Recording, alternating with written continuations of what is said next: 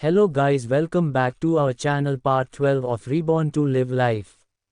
Chapter 111 Reborn to Live Life 111।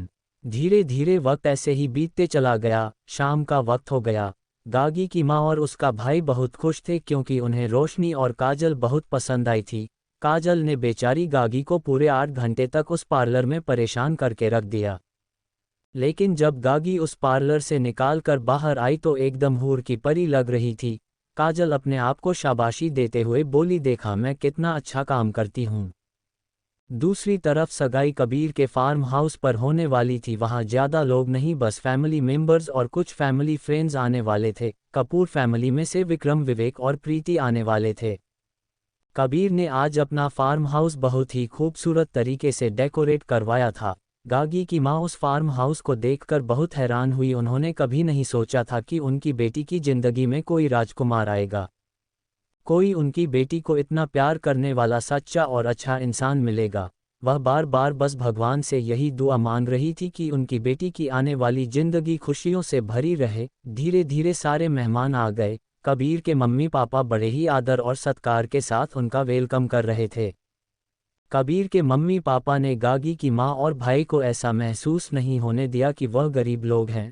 उनके बात करने का तरीका ऐसा था कि कोई भी इंसान उनके साथ सहज महसूस करेगा। गागी की माँ की जो थोड़ी बहुत चिंता थी, वह सारी चिंता कबीर के माँ बाप से मिलने के बाद एकदम उड़न-छू हो गई।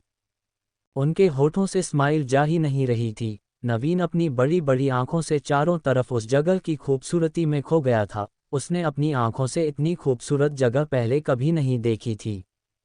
उसको देखकर ऐसा लग रहा था जैसे वो कोई 5 साल का बच्चा हो। दूसरी तरफ विवेक कार के अंदर बार बार प्रीति को देखे जा रहा था। वो ये सोच रहा था कि जब प्रीति तीनों बच्चों से मिलेगी तो उसका रिएक्शन कैसा होगा। वैसे तो उनके साथ पूनम और रीना भी आना चाहती थी, लेकिन विवेक ने मना कर दिया। रीना तो पूरी चलती फिरती लाउडस्पीकर थी, उससे अगर पता चल गया तो वो पूरे घर में बताती फिरेगी और विक्रम का सारा सरप्राइज धरा का धरा रह जाएगा। दूसरी तरफ सारा के रूम में सारा इधर से उधर चक्कर लगा रही थी। सारा, कुछ भी करके तुझे विक्रम के करीब जाना ही होगा। मुझे नहीं लगता कि यह घर में रहकर पॉसिबल है, क्योंकि मुझे यहाँ आए हुए इतने दिन हो गए, लेकिन विक्रम को मैंने इतने दिनों बाद पहली बार देखा था, वो भी सिर्फ 1 घंटे के लिए। सारा तुझे किसी भी तरह से कपूर इंडस्ट्री में जाना होगा। एक वही जगह है जहां तू विक्रम जी के करीब जा सकती है। लेकिन एक प्रॉब्लम है, मेरे पास तो कोई डिग्री भी नहीं है कि मैं ऑफिस में जॉब कर सकूं। अब मुझे उस बेवकूफ़ को फंसाना होगा अपने लिए एक नई डिग्री बनाने के लिए। सारा अपना फ़ोन निकाल कर किसी को कॉल करती है। अपने फ़ोन पर वह बहुत ही ज़्यादा इमोशनल हो गई थी और किसी को इमोशनल ब्लैकमेल कर रही थी। दूसरी तरफ का इंसान सारा की एक्टिंग के चक्कर में फंस गया। सारा, तुम्हारा काम हो जाएगा। उस आदमी की बात सुनकर सारा बहुत खुश हो गई। उसने थैंक यू कहकर कॉल काट दिया। दूसरी तरफ का इंसान हेलो हेलो करते रह गया, लेकिन सारा तब तक कॉल कट कर चुकी थी। कॉल काटने के बाद सारा अपने आप से बोली, चलो अब मुझे डिग्री की भी ज़रूरत नहीं पड़ेगी, ये गधा ही मेरा काम कर देगा। वह सारा, तेरे पास ऐसे इमोशनल फूल लोग होने चाहिए जहां पर सिर्फ 2 आंसू टपका कर ही काम हो जाता है। इतना कहकर वह अपने बिस्तर पर कुंभकर्ण की तरह लेट गई। लेटते ही वो गहरी नींद में सो गई। विवेक की कार में विवेक प्रिया के कान में बोला, जान तुम आज बहुत खूबसूरत लग रही हो। विवेक की तारीफ सुनकर प्रिया के चेहरे पर हल्की सी लालिमा आ गई। प्रीति ने विवेक की आंखों में देखते हुए कहा, आप भी बहुत हैंडसम लग रहे हैं। काजल और गागी उस फार्म हाउस के एक रूम में बैठे हुए थे। वो दोनों नीचे बुलाई जाने का इंतजार कर रही थी। दूसरी तरफ कबीर के रूप में कबीर बेचारा बेबस बेड के ऊपर बैठा हुआ तैयार होकर। सिया और जिया दोनों ही अपनी कमर पर हाथ रखे हुए बोली, तुम आज इस कमरे से जब तक नहीं जाओगे तब तक तुम हमें बात नहीं देते कि क्यों तुमने अपने बारे में छुपाया। बताओ, हम लोग तो तुम्हारे लिए लड़कियां ढूंढने की कोशिश कर रही थी। हमें चिंता होती थी कहीं तुम लोग कुंवारे ही ना मर जाओ, लेकिन देखो तुम लोगों ने तो बड़ी जल्दी लड़की पटा ली, एक ने तो शादी भी कर ली, हद हो गई। कबीर उन दोनों के सामने हाथ जोड़ते हुए बोला, मेरी माताओं प्लीज़ मुझे माफ़ कर दीजिए। मुझसे बहुत बड़ी गलती हो गई जो मैंने आपको नहीं बताया।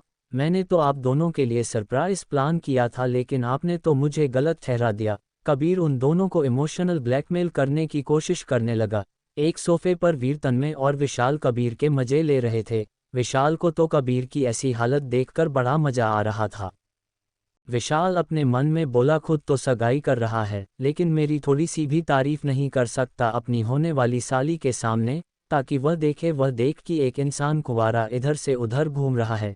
काजल के बारे में सोचते ही विशाल का मुंह देवदास जैसा हो गया। अभी जो वह कबीर की हालत पर खुश हो रहा था, अब उसे अपनी हालत याद आ गई। जिया और सिया दोनों ही कबीर की बात सुनकर इमोशनल हो गई और वह बोली, क्या तुम सच में हमें सरप्राइज देना चाहते थे? कबीर मासूम सी शक्ल बनाते हुए बोला, हाँ मेरी प्यारी बहनों। कबीर की बात सुनकर जिया और सिया खुश हो गईं और वह बोली, हमें तुम्हारा सरप्राइज बहुत बहुत अच्छा लगा। जिया चुटकी बजाते हुए बोली, आज तुम्हारी सगाई हो जाएगी और उसके बाद तुम ना गागी से हमारे साथ ही शादी कर लेना। हम तीनों दोस्तों की शादी होगी, कितना मजा आएगा ना। जिया के बात सुनकर कबीर को याद आया कि अगले महीने ही जिया और सिया वीर तन्मय की शादी है। वो झट से बोला, हाँ जिया तुम सही कह रही हो, बड़ा मजा आएगा, मैं भी तुम्हारे साथ ही शादी कर लूँगा। वीर और तन्मय एक दूसरे की तरफ देखकर बोले, लगता है इस आशिक से सब्र नहीं हो रहा, इसीलिए हमारे साथ ही दूल्हा बनने के बारे में सोच रहा है।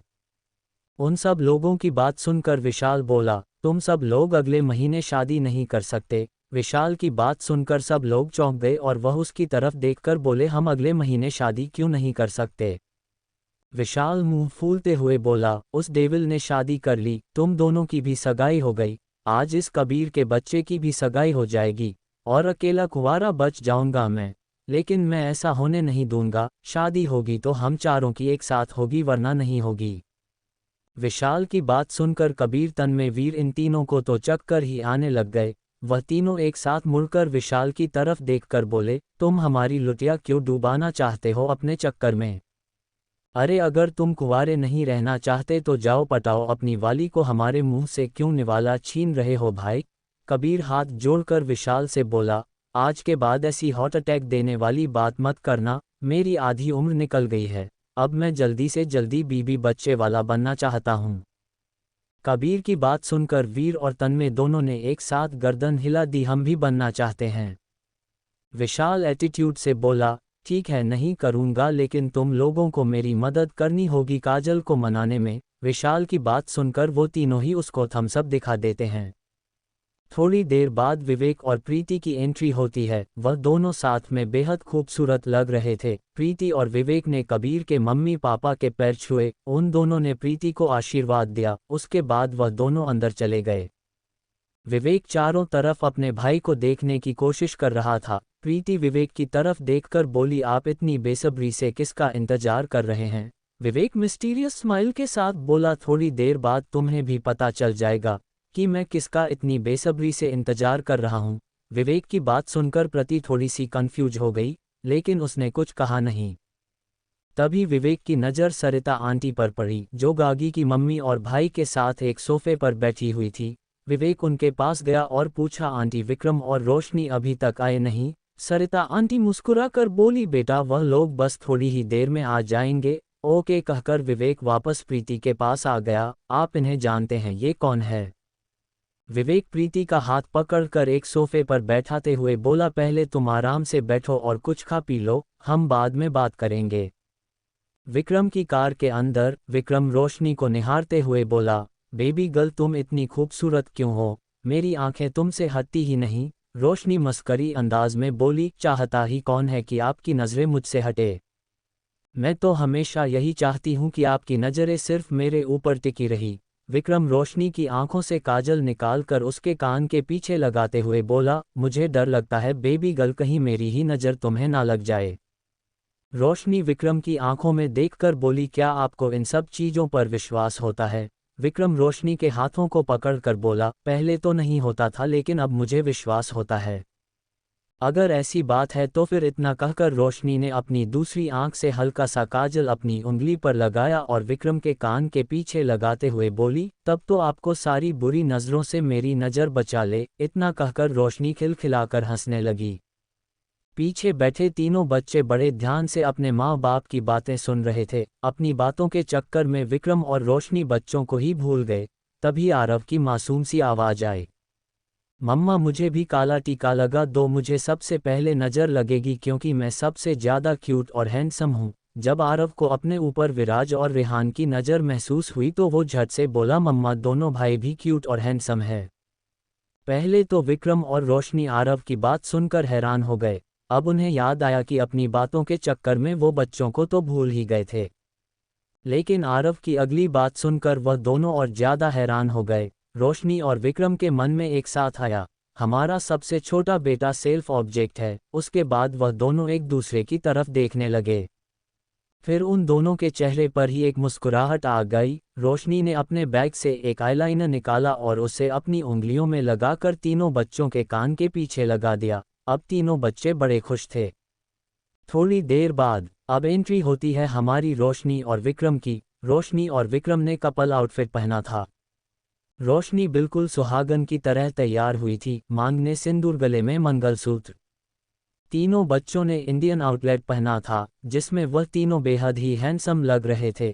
तीनों बच्चे स्टाइल से चलते हुए रोशनी और विक्रम के आगे चल रही थी। विक्रम ने रोशनी की कमर पर अपने हाथ रखे हुए थे। जब कबीर के मम्मी पापा ने विक्रम को एक लड़की के साथ देखा, पहले तो वह दोनों हैरान हो गए और तब और ज़्यादा हैरान हो गए जब उनकी नज़र विक्रम के हाथ पर गई, जो रोशनी की कमर पर कसे हुए थे। रोशनी और विक्रम कबीर के मम्मी पापा के सामने आकर खड़े हुए और उन्होंने उन दोनों की पैर छुए। कबीर के मम्मी पापा ने हड़बड़ाकर उन दोनों को आशीर्वाद दिया। कबीर की मम्मी हकलाते हुए बोली, विक्रम बेटा ये लड़की कौन है? विक्रम रोशनी की तरफ देखकर मुस्कुराते हुए बोला, आंटी यह मेरी वाइफ है, रोशनी विक्रमादित्य कपूर। विक्रम की बात सुनकर कबीर की मम्मी का तो सिर ही चकरा गया। वह तो अच्छा हुआ कि कबीर के पापा उनके पीछे ही खड़े थे, वरना वह अभी जमीन पर पड़ी होती है। रोशनी कंफ्यूज होकर विक्रम की तरफ देखती है। फिर वह विक्रम के कान के पास जाकर बोली, हनी क्या मेरा आपकी वाइफ होना इतना शौकन कि आंटी बेचारी बेहोशी होने वाली थी? विक्रम हंसकर बोला, हाँ उनके लिए शौकंग ही है। विक्रम की बात सुनकर आगे रोशनी ने कुछ नहीं कहा। कबीर की मम्मी को कबीर के पापा ने जैसे तैसे संभाल लिया। उनकी ऐसी हालत देखकर रोशनी अपने मन में बोली, क्या मुझे इन्हें बच्चों से मिलवाना चाहिए या नहीं? अभी रोशनी इसी असमंजस में थी कि तभी उन सब के कानों में नन्हे मुन्ने बच्चों की आवाज़ें आने लगी। Chapter 112 reborn to live life 112। Aarav Roshni के दुपट्टे को खींचते हुए बोला, डैडी भाई बोल रहे हैं कि वह मुझे आइसक्रीम नहीं खाने देंगे। लेकिन मुझे आइसक्रीम खानी है। तभी रेहान बोला, डैडी आप आरव को आइसक्रीम मत खाने देना, इसको सर्दी लग जाती है, उसके बाद इसको बुखार आ जाता है, इसीलिए मैंने इसे आइसक्रीम खाने के लिए मना किया। रेहान की बात सुनकर विक्रम ने आरव को अपनी गोद में उठाकर बोला, बेबी आपके भाई ने मना किया है ना? आराम मासूम सी शक्ल बनाकर बोला, बट डैडी मैं बस थोड़ी सी खाऊंगा। आरव की इतनी मासूम शक्ल देखकर विक्रम का दिल पिघल गया। तभी बीच में रोशनी बोली, नो बेबी आप आइसक्रीम बिल्कुल भी नहीं खाओगे। क्या आपको याद है आपने एक दिन चुपके से आइसक्रीम खाई थी और उसके बाद आपको 2 दिन तक बुखार रहा था? फिर प्यार से आरव के गालों पर हाथ रखकर बोली, इसीलिए इस बार आप मम्मा की बात मान जाओ। अपनी मम्मा की बात सुनकर आरव मान गया। ओके मम्मा, बट आप मेरे लिए अपने हाथों से फ्रूट कस्टर्ड बनाओगे? Okay baby. अपनी कस्टर्ड की डील करने के बाद आरव विक्रम की गोद से नीचे उतरकर विराज और रेहान के पास गया। विराज दोनों हाथ अपने चेस्ट पर क्रॉस करते हुए बोला, जब हमने बोला था तब तो तुमने हमारी बात नहीं मानी। विराज की बात सुनकर आरव ने विराज की तरफ एक आंख मारी और बोला, भाई अगर मैं पहले आपकी बात मान जाता तो मुझे मम्मा के हाथों का फ्रूट कस्टर्ड खाने के लिए पता नहीं कब मिलता। आरव की बात सुनकर रेहान और विराज दोनों बड़ी बड़ी आंखें करके उसकी तरफ देखते हैं। आरव की बात रोशनी और विक्रम के कानों में भी पड़ी। वह दोनों लाचारी से एक दूसरे की तरफ देखते हुए बोले, ये हम दोनों में से किसी के ऊपर नहीं गया। विक्रम रोशनी की तरफ देखकर बोला, इसकी आदतें बिल्कुल रीना की तरह है। तभी रोशनी और विक्रम की नज़र कबीर के मम्मी पापा की तरफ गई। बड़ी मुश्किल से कबीर के पापा ने कबीर की मम्मी को संभाला था, लेकिन इतनी देर से सॉफ्ट होकर वह रोशनी, विक्रम और बच्चों की तरफ देख रही थी। उन्हें देखकर ऐसा लग रहा था जैसे वह बिल्कुल स्टैचू बन गई हो। जब उन सब लोगों की बातें बंद हो गई तब कबीर की मम्मी हकलाते हुए बोली, विक्रम बेटा ये बच्चे। उनकी बात को पूरा करते हुए विक्रम बोला, ये तीनों मेरे बच्चे हैं और मैं बच्चों का बायोलॉजिकल फादर हूँ। रोशनी की नज़र कबीर की मम्मी की तरफ गई और वह दौड़ते हुए उनकी तरफ गई और बोली, प्लीज़ आंटी बेहोश मत होना, आपके बेटे की सगाई होने वाली है, अगर आप बेहोश हो गई तो आपके बेटी की सगाई नहीं हो पाएगी, प्लीज़ होश में रहिए। रोशनी को उस दिन की बात याद आ गई जब विवेक और सरिता आंटी जी बच्चों को देखकर बेहोश हो गए थे। इस वक्त रोशनी इतना डर गई थी कि उसे डर लग रहा था बेचारी गागी की सगाई ना खराब हो जाए। विक्रम हैरान था रोशनी का ऐसा रिएक्शन देखकर, फिर विक्रम को याद आया कि उसका हटा कटा भाई भी बेहोश हो गया था। विक्रम को चिंता हो रही थी कहीं उसकी दादी के बर्थडे वाले दिन उसकी फैमिली मेंबर्स बेहोश ना हो जाए। अचानक से विक्रम ने अपनी इस सोच को झटका और बोला, यह मैं क्या सोच रहा हूँ। रोशनी की बातें सुनकर कबीर की मम्मी ने खुद को संभाल लिया था और कबीर के पापा ने भी। कबीर की मम्मी ने जैसे तैसे मुस्कुराते हुए उन लोगों का वेलकम किया। फिर कबीर की मम्मी की नज़र तीनों बच्चों के ऊपर गई। विक्रम की तरफ देखकर बोली, तुम्हारे बच्चे बहुत प्यारे हैं। उन्हें बोलने में भी हिचकिचाहट हो रही थी, उन्हें तो अभी भी ऐसा ही लग रहा था जैसे वह कोई सपना देख रही है। रोशनी और विक्रम भी स्माइल करते हुए बच्चों के साथ अंदर चले गए। अंदर जाकर रोशनी ने घूर कर विक्रम की तरफ देखा। विक्रम रोशनी के ऐसे घूमने से शकपका गया। बेबी गर्ल, तुम मुझे ऐसे क्यों घूर रही हो? रोशनी विक्रम के सामने खड़े होकर बोली, मुझे समझ नहीं आ रहा कि लोग आपकी शादी और बच्चों के बारे में जानकर बेहोश क्यों हो जाते हैं, जबकि आपकी उम्र के हिसाब से तो बच्चे ठीक है। बच्चे तो रोशनी और विक्रम को छोड़कर पूरी पार्टी में इधर उधर घूमने निकल गए। वह इधर से उधर पूरी पार्टी में घूम रहे थे। रोशनी की बात सुनकर विक्रम हंसकर बोला, बेबी गर्ल, मेरी उम्र के हिसाब से तो बच्चे ठीक हैं, लेकिन तुम्हारी उम्र के हिसाब से बच्चे ठीक नहीं है। विक्रम की बात सुनकर रोशनी ने अपने दोनों हाथ कमर पर रखे और बोली, क्या कहा आपने, ज़रा दोबारा से बोलना।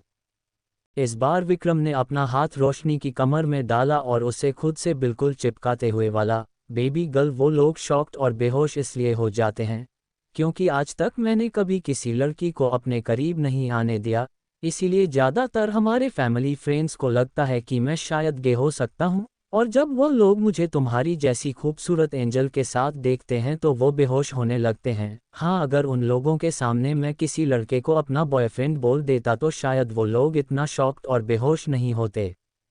विक्रम की बात सुनकर रोशनी खुश और हैरान दोनों हुई। अच्छा हनी, यहाँ सब लोग हैं, आप मेरी कमर छोड़ दीजिए। बेबी गर्ल, मुझे फ़र्क नहीं पड़ता कि यहाँ कितने लोग हैं। हनी, अभी कबीर और गागी की सगाई होने वाली है, आप रूम में जाकर मुझसे जितना चाहे चिपक देना, लेकिन यहाँ पर नहीं, प्लीज़ प्लीज़। रोशनी की रिक्वेस्ट सुनकर विक्रम उससे थोड़ा दूर हुआ।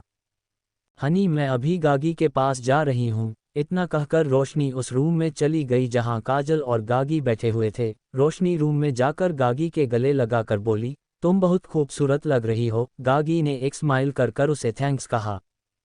कबीर और उसके सारे दोस्त नीचे गार्डन एरिया में आ गए थे। गार्डन एरिया में एक स्टेज सजा हुआ था जो काफ़ी खूबसूरत था, एकदम फूलों से भरा हुआ। कबीर वहां पर जाकर बैठ गया। अब उसे इंतजार था तो सिर्फ अपनी गागी का। स्टेज के नीचे विशाल वीर तन्मय जिया सिया एक साथ खड़े हुए बातें कर रहे थे। तभी उनकी नज़र विक्रम के ऊपर गई। जिया दंदनाते हुए विक्रम के पास गई। विक्रम के पास जाकर जिया ने एक जोरदार थप्पड़ विक्रम के हाथ पर मारा। थप्पड़ पड़ते ही विक्रम ने गुस्से में मुड़कर जिया की तरफ देखा और बोला, यह क्या कर रही हो तुम? जिया गुस्से में बोली, तुमने शादी कर ली और हमें बताया भी नहीं। उसकी बात सुनकर विक्रम थोड़ा नॉर्मल हुआ। विक्रम जिया की तरफ देखकर बोला, इसमें बताने वाली कौन सी बात थी, मैं तो डायरेक्ट तुम्हें अपनी वाइफ से मिलवाता। विक्रम की बात सुनकर जिया इधर उधर देखने लगी और बोली, कहाँ है हमारी भाभी?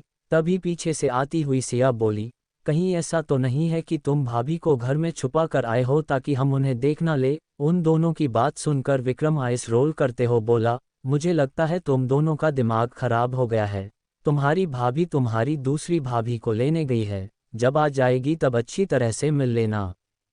वीर तन्मय से बोल, आज इस खड़ूस के इतने बोल क्यों टपक रहे हैं? यह इतनी बातें कर रहा है, इतनी बातें तो ये 2-3 महीने में करता था। पीछे से विशाल हंसकर बोला, ये सब कुछ हमारी लिटिल भाभी का कमाल है। तुमने तो शायद इसे अपनी आंखों से नहीं देखा, लेकिन मैंने तो इस डेविल को बच्चा बनते हुए देखा है भाभी के सामने। अब तो मुझे आदत हो गई है, विशाल जमाई लेते हुए बोला। तन्मय और वीर ने भी गर्दन हिला दी। इन सब को पहले ही विक्रम के पास्ट के बारे में पता था, इसलिए शायद वह लोग ज़्यादा हैरान नहीं थे, हाँ बस गुस्सा थे क्योंकि कबीर ने उन्हें शादी में नहीं बुलाया। विवेक जो काफ़ी देर से अपने भाई के आने का इंतजार कर रहा था, वहाँ कुछ रिश्तेदारों से बात करके जब इधर उधर देखता है तब उसकी नज़र विक्रम और जिया सिया के ऊपर पड़ी। विवेक प्रीति को लेकर विक्रम के पास चला गया। भाई आप आ गए। प्रीति ने भी विक्रम को देखकर इस ग्रीट किया। हेलो भैया। प्रीति को देखकर बस स्माइल कर दी विक्रम ने। फिर वह विवेक की तरफ देखकर बोला, हाँ बस अभी थोड़ी देर पहले ही आया हूँ। विवेक विक्रम के चारों तरफ देख रहा था। विक्रम विवेक की नज़रों को समझते हुए बोला, वह अपनी दोस्त के साथ है। विक्रम की बात समझकर विवेक ने भी हाँ में गर्दन हिला दी। तभी वहां खड़े सब लोगों की नज़र गेट से बाहर आती हुई गागी के ऊपर पड़ी। उसके एक साइड में रोशनी थी, दूसरी साइड में काजल। वह दोनों उसका लहंगा संभालते हुए आ रही थी। गागी धीरे धीरे कबीर की तरफ बढ़ रही थी और स्टेज के ऊपर सोफे पर बैठा कबीर अपना दिल थौमे गागी को अपनी तरफ आते हुए देख रहा था। गागी को इस रूप में देखकर उसका दिल जोरों से धड़क रहा था। कबीर अपने सोफे से उठकर गागी की तरफ बढ़ा। उसने एक हाथ गागी की तरफ बढ़ाया और गागी को अपने साथ ऊपर स्टेज पर ले गया। सारे मेहमानों की नज़र बस स्टेज के ऊपर थी। काजल ऊपर स्टेज के ऊपर चली गई। उसके हाथ में एक थाली थी जिसमें फूलों के बीचों बीच एक ज्वेलरी बॉक्स रखा हुआ था। दूसरी तरफ सिया खड़ी हुई थी, अपने हाथों में एक थाली है। सिया इस वक्त कबीर की बहन का किरदार निभा रही थी। उन दोनों ने आगे बढ़कर एक एक रिंग दोनों के हाथों में थमा दी। स्टेज के नीचे सब लोग अपना दिल थामे इस रिंग सेरेमनी के होने का इंतजार कर रहे थे। सबसे पहले कबीर ने अपना हाथ कर दिया। कबीर की ऐसी हरकत देखकर गागी शर्मा गई और उसने जल्दी से कबीर की उंगली में वह रिंग पहना दी। कबीर के मम्मी पापा तो कबीर की इतनी जल्दबाजी देखकर हैरान थे। कबीर ने बिना देर किए अपनी रिंग गागी के हाथ में पहना दे। तभी उन दोनों के ऊपर फूलों की वर्षा होने लगी और पूरे गार्डन में जितने भी लोग थे सब एक साथ तालियां बजाने लगे। साइड में एक सॉफ्ट म्यूजिक बज रहा था। इस माहौल में ज़्यादा शोर शराब नहीं था, सब कुछ एकदम शांत तरीके से हो रहा था। कबीर के मम्मी पापा ने एक दूसरे का हाथ पकड़कर बोले, हमारे इतने सालों की चिंता अब खत्म हुई। अब जल्दी हमारे घर में भी बच्चों की किलकारियाँ गूंजेगी। दूसरी तरफ गागी की माँ अपनी आंखों से आंसू पोंछते हुए बोली, आज मेरी बेटी को उसकी खुशियाँ मिल गई। उन्हीं के साइड में खड़ी सरिता आंटी बोली, बहन जी गागी बिटिया इतनी प्यारी है तो उनके लिए कबीर जैसा ही लड़का होना चाहिए था, जो उन्हें प्यार इज्जत मान सम्मान सब कुछ दे, एक पिता की तरह उनका ख्याल रखें। और मैं पूरी गारंटी के साथ कह सकती हूँ कि कबीर बेटा हमारी गाड़ी को बहुत अच्छे से रखेगा। तभी उनके पास कबीर की मम्मी आई। वह सरिता आंटी और गागी की माँ के गले मिलकर बोली, बहन जी अब आपकी बिटिया हमारी हुई और आप गागी की बिल्कुल भी चिंता मत कीजिएगा, हम गागी को बिल्कुल अपनी बेटी की तरह रखेंगे। यंगस्टर्स की पार्टी एक तरफ चल रही थी और बड़ों की पार्टी एक तरफ चल रही थी। कबीर की माँ गागी की माँ को एक साइड ले जाकर बोली, बहन जी कबीर चाहता है कि वह अगले महीने अपने दोस्तों के साथ ही शादी करें, अगर आपको कोई परेशानी नहीं है तो। गागी की माँ खुश होते हुए बोली, मुझे क्या परेशानी हो सकती है बहन जी, मुझे मंजूर है। इतना बोलकर वह दोनों एक बार फिर एक दूसरे के गली मिली। प्रीति इस वक्त जिया और सिया के साथ बैठकर बातें कर रही थी। रोशनी और काजल एक टेबल पर बैठी हुई थी। तीनों बच्चे चारों तरफ पार्टी में घूम रहे थे। Chapter 113 reborn to live life 113। अब तक ना तो प्रीति रोशनी से मिली थी और ना ही उसने उससे कुछ बात की थी। स्टेज के ऊपर कबीर और गागी वह दोनों तो एक दूसरे की आंखों में खुद को भूल बैठे थे। उन्हें तो ये भी होश नहीं रहा कि यहाँ पर इतने सारे मेहमान हैं। वो बिना पलक झपकाए 15 मिनट से दूसरे को ही देख रहे थे। इतनी देर से रोशनी के साथ बैठी काजल बोरियत से बोली, यार जानू मुझे तो ये सगाई कहीं से भी सगाई नहीं लग रही, ना कोई शोर शराबा ना कोई डांस, ऐसी बोरियत भरी सगाई मुझे बिल्कुल भी पसंद नहीं। रोशनी काजल की तरफ देखकर बोली, अगर तुझे इतनी ही बोरियत फील हो रही है तो डीजे वाले के पास चली जा और धमाल मचा दे। काजल आंखें रोल करते हुए बोली, मेरा तो बहुत मन था लेकिन उस गागी की बच्ची ने मुझे पहले ही मना कर रखा था। ये कहते हुए काजल ने अपना मुंह बच्चों जैसा बना लिया। काजल की बात सुनकर रोशनी हंसकर बोली, गागी को शांति पसंद है, उसे ज़्यादा शोर शराबा पसंद नहीं है, इसीलिए शायद उसने तुझे पहले ही मना कर दिया होगा क्योंकि वो तेरे बारे में जान चुकी है। काजल रोशनी की तरफ अपनी आंखें बड़ी करते हुए बोली, क्या जान चुकी है मेरे बारे में? विक्रम जो वहां पर आए और रिश्तेदारों से बात कर रहा था, लेकिन उसकी एक नज़र हमेशा रोशनी पर थी। दूसरी तरफ विशाल जो कब से उस टेबल पर बैठे काजल को ही घूरे जा रहा था। वो अपने मन में बोला, कैसे मनाऊं मैं इसको, ऐसा क्या करूं कि ये मुझे थप्पड़ मारना भूल जाए। मैं जब भी इसके करीब जाने की कोशिश करता हूं हमेशा मेरे लाल गाल हो जाते हैं। काजल से नज़र हटाकर उसने अपने दोस्तों की तरफ देखा तो उसके दोस्तों की नज़रें तो कहीं और ही थी। विवेक, वीर और तन्मय, वह तीनों बैठे तो एक साथ थे, लेकिन किसी का भी ध्यान एक दूसरे की तरफ नहीं था। वीर का ध्यान जिया के ऊपर था, तन्मय का ध्यान सिया के ऊपर था और विवेक का ध्यान अपनी जान के ऊपर था। उन सब की ऐसी हालत देखकर विशाल ने अपना गला साफ करते हुए कहा, अगर तुम लोग उनसे दूर नहीं बैठ सकते तो उनके पास जाकर बैठ जाओ, वैसे भी तुम्हारा तो टैग लग चुका है उनके ऊपर, मैं ही एक अकेला बेचारा बचा हूं। इतना कहकर उसने एक वाइन का गिलास पूरा एक झटके में पी लिया। विशाल की बात सुनकर वह तीनों होश में आए और विशाल की तरफ देखते हुए बोले, ज्यादा उतावला मत हो, थोड़ा सब्र रख, सब्र का फल हमेशा मीठा होता है। विशाल झाल्ला कर बोला, तो क्या इस सब्र का फल मुझे बुढ़ापे में मिलेगा, जब मेरे बाल सफ़ेद हो जाएंगे, जब मैं लाठियां लेकर चलूंगा? विशाल की बात सुनकर उन तीनों की हंसी छूट गई। वह तीनों एक साथ इमेजिन करने लगे जब विशाल लाठियां लेकर काजल को प्रपोज करने जा रहा था और काजल ने उसे एक और बार थप्पड़ मारकर जमीन पर गिरा दिया और बूढ़ा विशाल उठ भी नहीं पाया। ये सोचते ही वो तीनों जोर जोर से हंसने लगे। उन तीनों की हंसी सुनकर प्रीति, जिया, सिया, रोशनी, काजल, कबीर और गागी भी अपने होश में आ गए। वो सब लोग उन तीनों की तरफ देखने लगे जो पागलों की तरह एक दूसरे को ताली देकर हंस रहे थे। तीनों लड़कियां उनके पास आकर बोली, आप लोग पागलों की तरह क्यों हंस रहे हो? वीर अपनी हंसी कंट्रोल करते हुए बोला, जी हाँ, मैं तो विशाल का फ्यूचर सोचकर हंस रहा हूँ, जो काफ़ी मज़ेदार है।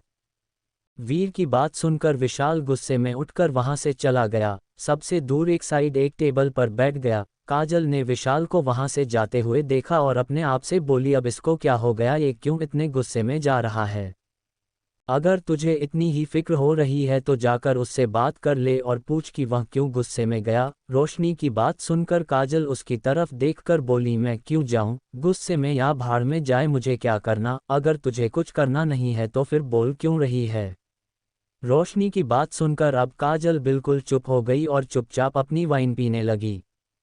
एक वेटर वहां पर रोशनी के लिए फ्रेश फ्रूट जूस लेकर आया, जो कि विक्रम ने ही कहकर रोशनी के लिए भिजवाया था। उस जूस को लेकर रोशनी इधर उधर देखने लगी, तभी उसकी नज़र विक्रम के ऊपर गई जो उसकी तरफ देख रहा था। रोशनी को अपनी तरफ देखते हुए देखकर विक्रम ने एक प्यारी सी स्माइल रोशनी को पास कर दी। विक्रम को देखकर रोशनी भी हल्का मुस्कुरा दी। उन दोनों की आंखों ही आंखों में बातें देखकर काजल गुस्से में उठकर टेबल से चली गई और जाते जाते ये कहना नहीं भूली, तुम्हारा बेशर्म पति मुझ जैसी मासूम बच्ची को भी नहीं छोड़ता, मेरे ही सामने तुम दोनों फ्लर्ट करते रहते हो। रोशनी ने भी काजल की बात का जवाब देते हुए कहा, इससे फ्लर्ट नहीं, इसे प्यार कहते हैं, और इस प्यार को देखकर तू अंदर से जल रही है। इतना कहकर रोशनी दोबारा से विक्रम की तरफ देखने लगी। रोशनी की बात सुनकर काजल ने पीछे मुड़कर देखा तो उसे दोबारा से गुस्सा आने लग गया। फिर चालू हो गए दोनों लैला मजनू। इतना कहकर वह भी सबसे दूर एक टेबल पर बैठ गई। उसकी टेबल से थोड़ी ही दूर विशाल अपनी शराब पीते हुए चारों तरफ देख रहा था। दूसरी तरफ इस पार्टी से थोड़ी दूरी पर विराज और आरव अपने हाथों में खाने की प्लेट लेकर एक फाउंटेन की तरफ चल दिए, जहां पर उन दोनों का इंतजार रेहान कर रहा था। वह दोनों खाना लाकर रेहान के पास रख देते हैं। रेहान आरव की प्लेट में आइसक्रीम देखकर गुस्से में बोला, आरव तुमने मम्मा से प्रॉमिस किया था ना, फिर भी तुम आइसक्रीम ले आए। विराज आरव का बचाव करते हुए बोला, रेहान आरव आइसक्रीम नहीं लेकर आया, वो तो मैंने तुम्हारे और मेरे लिए रखी थी। विराज की बात सुनकर रेहान थोड़ा सा शांत हुआ। आरव मुंह फुलाकर बोला, भाई आपने अपने प्यारे भाई को डांटा। रेहान ने आरव की प्लेट से एक मिठाई उठाई और उसके मुंह में डालते हुए बोला, मैं अगर डांटता भी हूं तो तुम्हारी भलाई के लिए डांटता हूं, इसलिए अब चुपचाप से खाना खाओ। और मिठाई खाते हुए बोला, हाँ हाँ खा रहा हूं। तीनों भाई एक दूसरे को खाना खिला रहे थे। वहीं पर बैठे बैठे उन तीनों को कभी किसी की जरूरत नहीं पड़ती थी, वह तीनों ही एक दूसरे के लिए काफ़ी थे। विराज के आने से उनकी जिंदगी में और भी ज़्यादा खुशियां आ गई थी। आधे से ज़्यादा रिश्तेदार खाना खाकर वहां से चले गए थे। धीरे धीरे लोगों की गिनती कम होने लगी। विवेक ने जब पूरी पार्टी में बच्चों को नहीं देखा तो उसे लगा कि विक्रम और रोशनी तीनों बच्चों को लेकर ही नहीं आए, इसीलिए उसने अब ज़्यादा ध्यान नहीं दिया। कबीर और गागी भी अब स्टेज से उतरकर अपने दोस्तों के पास बैठ गए थे। सरिता आंटी, गागी का भाई, उसकी माँ, तीनों ही निकलने की तैयारी कर रहे थे। वह तीनों कबीर और गागी से मिलकर घर की तरफ निकल गए। कबीर के मम्मी पापा कबीर को उसके दोस्तों के पास छोड़कर वह भी अपने घर के लिए निकल गए। कबीर ने अपने मम्मी पापा को बोल दिया था कि वह सब लोग आज फार्म हाउस पर ही रुकने वाले हैं। कबीर के मम्मी पापा ने यंग लोगों को डिस्टर्ब करना अच्छा नहीं समझा, इसलिए वो अपने विला के लिए निकल गए। अब उस फार्म हाउस में कबीर और गागी के दोस्त ही रह गए थे। सब लोग उन गेस्ट के साथ ही अलग अलग खाना खा चुके थे। गागी, रोशनी और काजल तीनों ही अपने रूम में चेंज करने के लिए चली गई थी। रोशनी बीच बीच में अपनी वॉच पर हमेशा निगाह डालते रहती थी, जिसमें 3 डॉट्स हमेशा शो होती थी। सगाई को खत्म होते होते रात के 11:30 बज गए थे। रोशनी ने फ़ोन करके विक्रम से बोल दिया था कि वो बच्चों को रूम में सुला दे। रोशनी ने ये भी बता दिया विक्रम को किस वक्त बच्चे कहाँ पर हैं। विक्रम ने आज्ञाकारी हस्बैंड की तरह रोशनी की बात मानी और वो बच्चों को सुलाने के लिए एक रूम में ले गया। तीनों बच्चों ने काफ़ी मस्ती की थी एक दूसरे के साथ, इसलिए वो भी काफ़ी थक गए थे और सोने का ही इंतजार कर रहे थे। उन तीनों ने अपने मम्मी पापा को बिल्कुल भी डिस्टर्ब नहीं किया था अपनी वजह से। विक्रम तीनों बच्चों को एक रूम में लेकर गया, वहां उसने उन तीनों को उनके कपड़े चेंज करवाए। विक्रम बच्चों का ख्याल रोशनी से भी ज़्यादा रख रहा था और उसे ये काम करने में बहुत खुशी मिल रही थी। इतनी खुशी तो उसे डील क्रैक करने में भी नहीं मिलती थी जितनी उसे अपने बच्चों की और रोशनी की केयर करने में मिलती थी। कपड़े चेंज करवा कर विक्रम ने तीनों बच्चों को अच्छी तरह से बेड पर लेटाया। बच्चों ने लेटने से पहले विक्रम के दोनों गालों पर किस किया। गुड नाइट बोलकर वो तीनों बेड पर लेट गए। विक्रम उन्हें थपकी देते हुए धीरे धीरे सुलाने लगा। विक्रम की थपकी से बच्चों की आंख थोड़ी ही देर बाद लग गई और वह गहरी नींद में चले गए। जब विक्रम को लगा कि तीनों बच्चे सो गए हैं तो उसने उन्हें ब्लैंकेट उठाया और बड़ी का टेम्परेचर नॉर्मल कर दिया। तीनों बच्चों के माथे पर प्यार से किस करके रूम को बंद करके वहां से निकल गया। कबीर, जो बहाना बनाकर गागी से मिलने आया था, उसकी नज़र विक्रम के ऊपर गई जो गेट बंद कर रहा था। विक्रम, तुम यहाँ क्या कर रहे हो? ये रूम तो तुम्हारा नहीं है।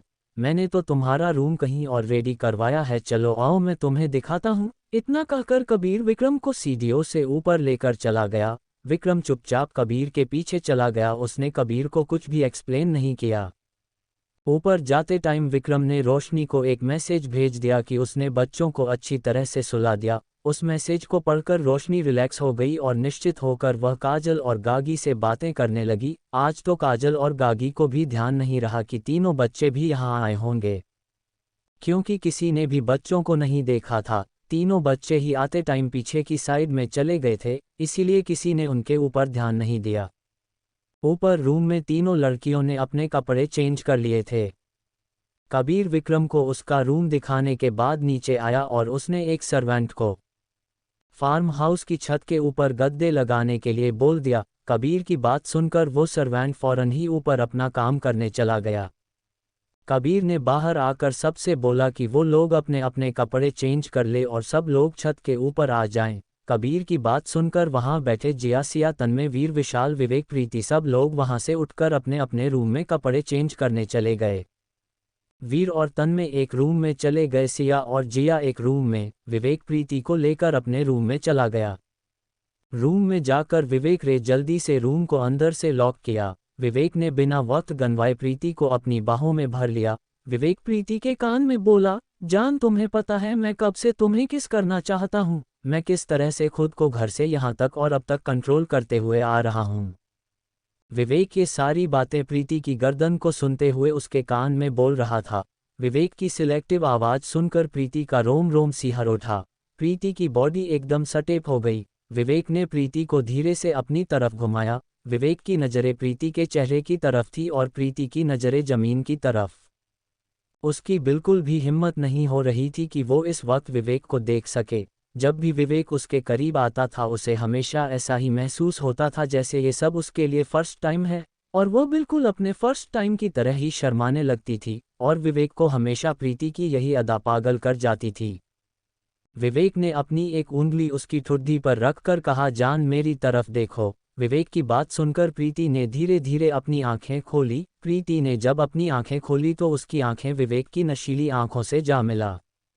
वो दोनों एक दूसरे की आंखों में खो गए। विवेक ने प्रीति की आंखों से अपनी नज़रें हटाईं और उसकी नज़र प्रीति के रेड होठों पर चली गई, और अगले ही पल विवेक के होंठ प्रीति के होठों पर थे। प्रीति को तो है एहसास भी नहीं हुआ कि इतनी देर में क्या से क्या हो गया। विवेक अपनी आंखें बंद करके बस प्रीति के होठों का स्वाद चख रहा था। विवेक को न जाने कितनी ही लड़कियों ने कॉलेज से लेकर उसकी शादी होने से पहले तक सेड्यूस और प्रपोज किया था, लेकिन विवेक की नज़रें सिर्फ प्रीति के ऊपर अटक गई। और तब से लेकर अब तक ये लड़की उसका सुकून, उसका प्यार, उसकी जिंदगी, उसकी हमसफ़र बन गई। वक्त के साथ इन दोनों का प्यार बढ़ता ही गया। इनके जीवन में सिर्फ एक कमी रह गई है, एक बच्चे की जो उनके प्यार को मुकम्मल कर सके। विवेक को किस करते हुए 15 मिनट हो गए थे। विवेक प्रीति से दूर होकर उसकी गर्दन पर किस करने लगा। प्रीति विवेक को रोकते हुए बोली, बाहर सब लोग हमारा इंतजार कर रहे हैं, हमें कपड़े बदल के बाहर जाना है। प्रीति की बात सुनकर विवेक अपने होश में आया और वह वापस प्रीति को गले लगाकर खुद को रिलैक्स करते हुए बोला, बस थोड़ी देर ऐसी खड़ी रहो। विवेक की बात मानकर प्रति थोड़ी देर वैसे ही खड़ी रही। थोड़ी देर बाद, जान तुम जाओ, रेडी हो जाओ, तुम मुझे मेरे कपड़े दे दो, मैं यहीं पर चेंज कर लूँगा, तब तक तुम फ्रेश हो जाओ। विवेक की बात सुनकर प्रीति ने उस कपड़े निकाल कर दिए और अपने कपड़े लेकर बाथरूम में चली गई। दूसरी तरफ विक्रम अपने रूम में इधर से उधर चक्कर लगा रहा था। वो अपनी घड़ी में देखकर बोला, बेबी गर्ल तुम कहाँ हो, इतनी देर क्यों लग रही हो। Chapter 114 reborn to live life 114। Vikram के इतना कहते ही रूम का गेट खुला और वहां से रोशनी अंदर आई। विक्रम जल्दी से रोशनी के पास जाकर बोला, बेबी गर्ल तुमने इतनी देर लगा दी, मैं कब से तुम्हारा इंतजार कर रहा था। तुम्हारा हनी आप शांत हो जाए, मैं आ रही थी, लेकिन गागी को मेरी हेल्प चाहिए थी, इसलिए मुझे थोड़ी देर लग गई। और अभी तक आपने कपड़े चेंज क्यों नहीं किए। बेबी गर्ल तुमने मुझे मेरे कपड़े दिए ही कहा है जो मैं चेंज कर लूँ। हनी आपके कपड़े भी इस बैग में रखे हैं जिसमें आरव, विराज और रेहान के कपड़े रखे थे। तुम बस थोड़ी देर रुको, मैं अभी बैग लेकर आता हूँ। 2 मिनट के अंदर ही विक्रम वो बैग लेकर वापस रूम में आ गया। बैग को बेड पर रखकर बोला, बेबी गर्ल अब तुम मेरे लिए कपड़े निकालो। रोशनी अपनी आंखें बड़ी करके बोली, सीरियसली हनी आपको कपड़े निकाल कर मैं दूं? आपने सब कुछ कर दिया है, बस आपको कपड़े निकालने हैं और चेंज करने जाना है। नो बेबी गर्ल, मुझे एक हस्बैंड वाली फीलिंग चाहिए। विक्रम की बात सुनकर रोशनी विक्रम के पास आकर बोली, हनी अगर आपको हस्बैंड वाली फीलिंग चाहिए तो सिर्फ कपड़े निकालने से काम नहीं चलेगा। इतना कहकर रोशनी ने विक्रम के कपड़े उस बैग में से निकाल कर साइड में रखे और विक्रम के पास आकर उसकी शर्ट के बटन खोलने लगी। विक्रम तो हैरान हो गया अपनी बेबी गर्ल की इस हरकत से, लेकिन थोड़ी देर बाद वह इस फीलिंग को एंजॉय करने लगा। रोशनी ने बड़े आराम से और प्यार से विक्रम की शर्ट खोली और उसके शरीर से अलग कर दी। इस वक्त विक्रम की अपर बॉडी पर कोई कपड़ा नहीं था। रोशनी विक्रम की तरफ झुकने लगी। विक्रम को लगा कि रोशनी उसको किस करने वाली है, और यह सोचते ही विक्रम ने अपनी आंखें बंद कर ली। लेकिन थोड़ी देर तक जब उसे कुछ महसूस नहीं हुआ तो उसने देखा कि रोशनी ने साइड में पड़ी शर्ट को उठाकर उसे पहनने लगी। विक्रम नाखुशी से बोला, बेबी गर्ल ये सब कुछ तुमने जानबूझकर किया है ना। विक्रम की बात सुनकर रोशनी ने मासूमियत से अपनी गर्दन हाँ में दिला दी। उसकी हाँ सुनकर विक्रम स्माइल करने लगा। तभी उसे अपने होठों पर रोशनी के होंठ महसूस हुए। रोशनी विक्रम को एक लाइट किस करके दूर हो गई। विक्रम नाराज होते हुए बोला, बेबी गर्ल तुम मुझे बच्चों की तरह बहलाती रहती हो। इतना कहकर विक्रम ने रोशनी को अपनी गोद में बैठाया और उसे डीप पैशनेट किस करने लगा। जब तक विक्रम सेटिस्फाई नहीं हो गया तब तक उसने रोशनी को नहीं छोड़ा। विक्रम की किस की वजह से रोशनी जोर जोर से सांस ले रही थी। विक्रम ने रोशनी को अपने सीने से लगाकर उसे शांत किया। थोड़ी देर बाद रोशनी वहां से चली गई। विक्रम भी फ्रेश होने बाथरूम में चला गया। कबीर इधर से उधर भाग दौड़ कर रहा था सारे अरेंजमेंट की। सारा काम खत्म करने के बाद कबीर अपने कपड़े चेंज करने गया। ऊपर टेरेस पर जियासिया, प्रीति, विवेक विशाल तन में कबीर वीर पहले ही पहुंच गए थे। थोड़ी देर बाद वहां पर गागी, रोशनी और काजल पहुंच गए। रोशनी जाकर प्रीति के पास बैठ गई, उसके बाद काजल और गागी बैठ गई। हेलो भाभी, मैं आपसे नीचे मिल नहीं पाई, कैसी हैं आप? जब प्रीति ने अपने पास रोशनी को देखा तो वह बहुत खुश हो गई। प्रीति एक स्माइल के साथ बोली, कैसी हो रोशनी? भाभी मैं ठीक हूँ, प्रीति हंसकर बोली, हम भी ठीक हैं। उसके बाद उन दोनों को ही समझ नहीं आ रहा था कि वो बात क्या करें। जिया और सिया ने भी उन तीनों को ग्रीट किया। अब वहां पर कमी थी सिर्फ विक्रम की। गैदों के बीचों बीच एक बोतल रखी हुई थी और उसी के साइड में एक वाइन की बोतल और 2-3 गिलास रखे हुए थे। सारी लड़कियां तो आते ही आपस में बात करने लगी, लेकिन दूसरी साइड बैठे सारे लड़के उन लड़कियों को ताड़ने में लगे हुए थे। सबकी नज़र विक्रम के ऊपर गई। तभी वहां पर विक्रम आ गया। उसने अपनी नज़रें चारों तरफ घुमाई तो विक्रम की नज़र सारी लड़कियों के बीच में बैठी रोशनी के ऊपर गई। विक्रम रोशनी की तरफ चल दिया। जब कबीर ने देखा कि विक्रम उस तरफ जा रहा है तो वो आवाज लगाते हुए बोला, विक्रम इधर आज हमारे पास, वहां तू नहीं बैठ सकता। विक्रम ने घूरकर कबीर को देखा और बोला, मैं क्यों नहीं बैठ सकता? क्योंकि लड़के एक साइड और लड़कियां एक साइड बैठकर गेम खेलेंगे।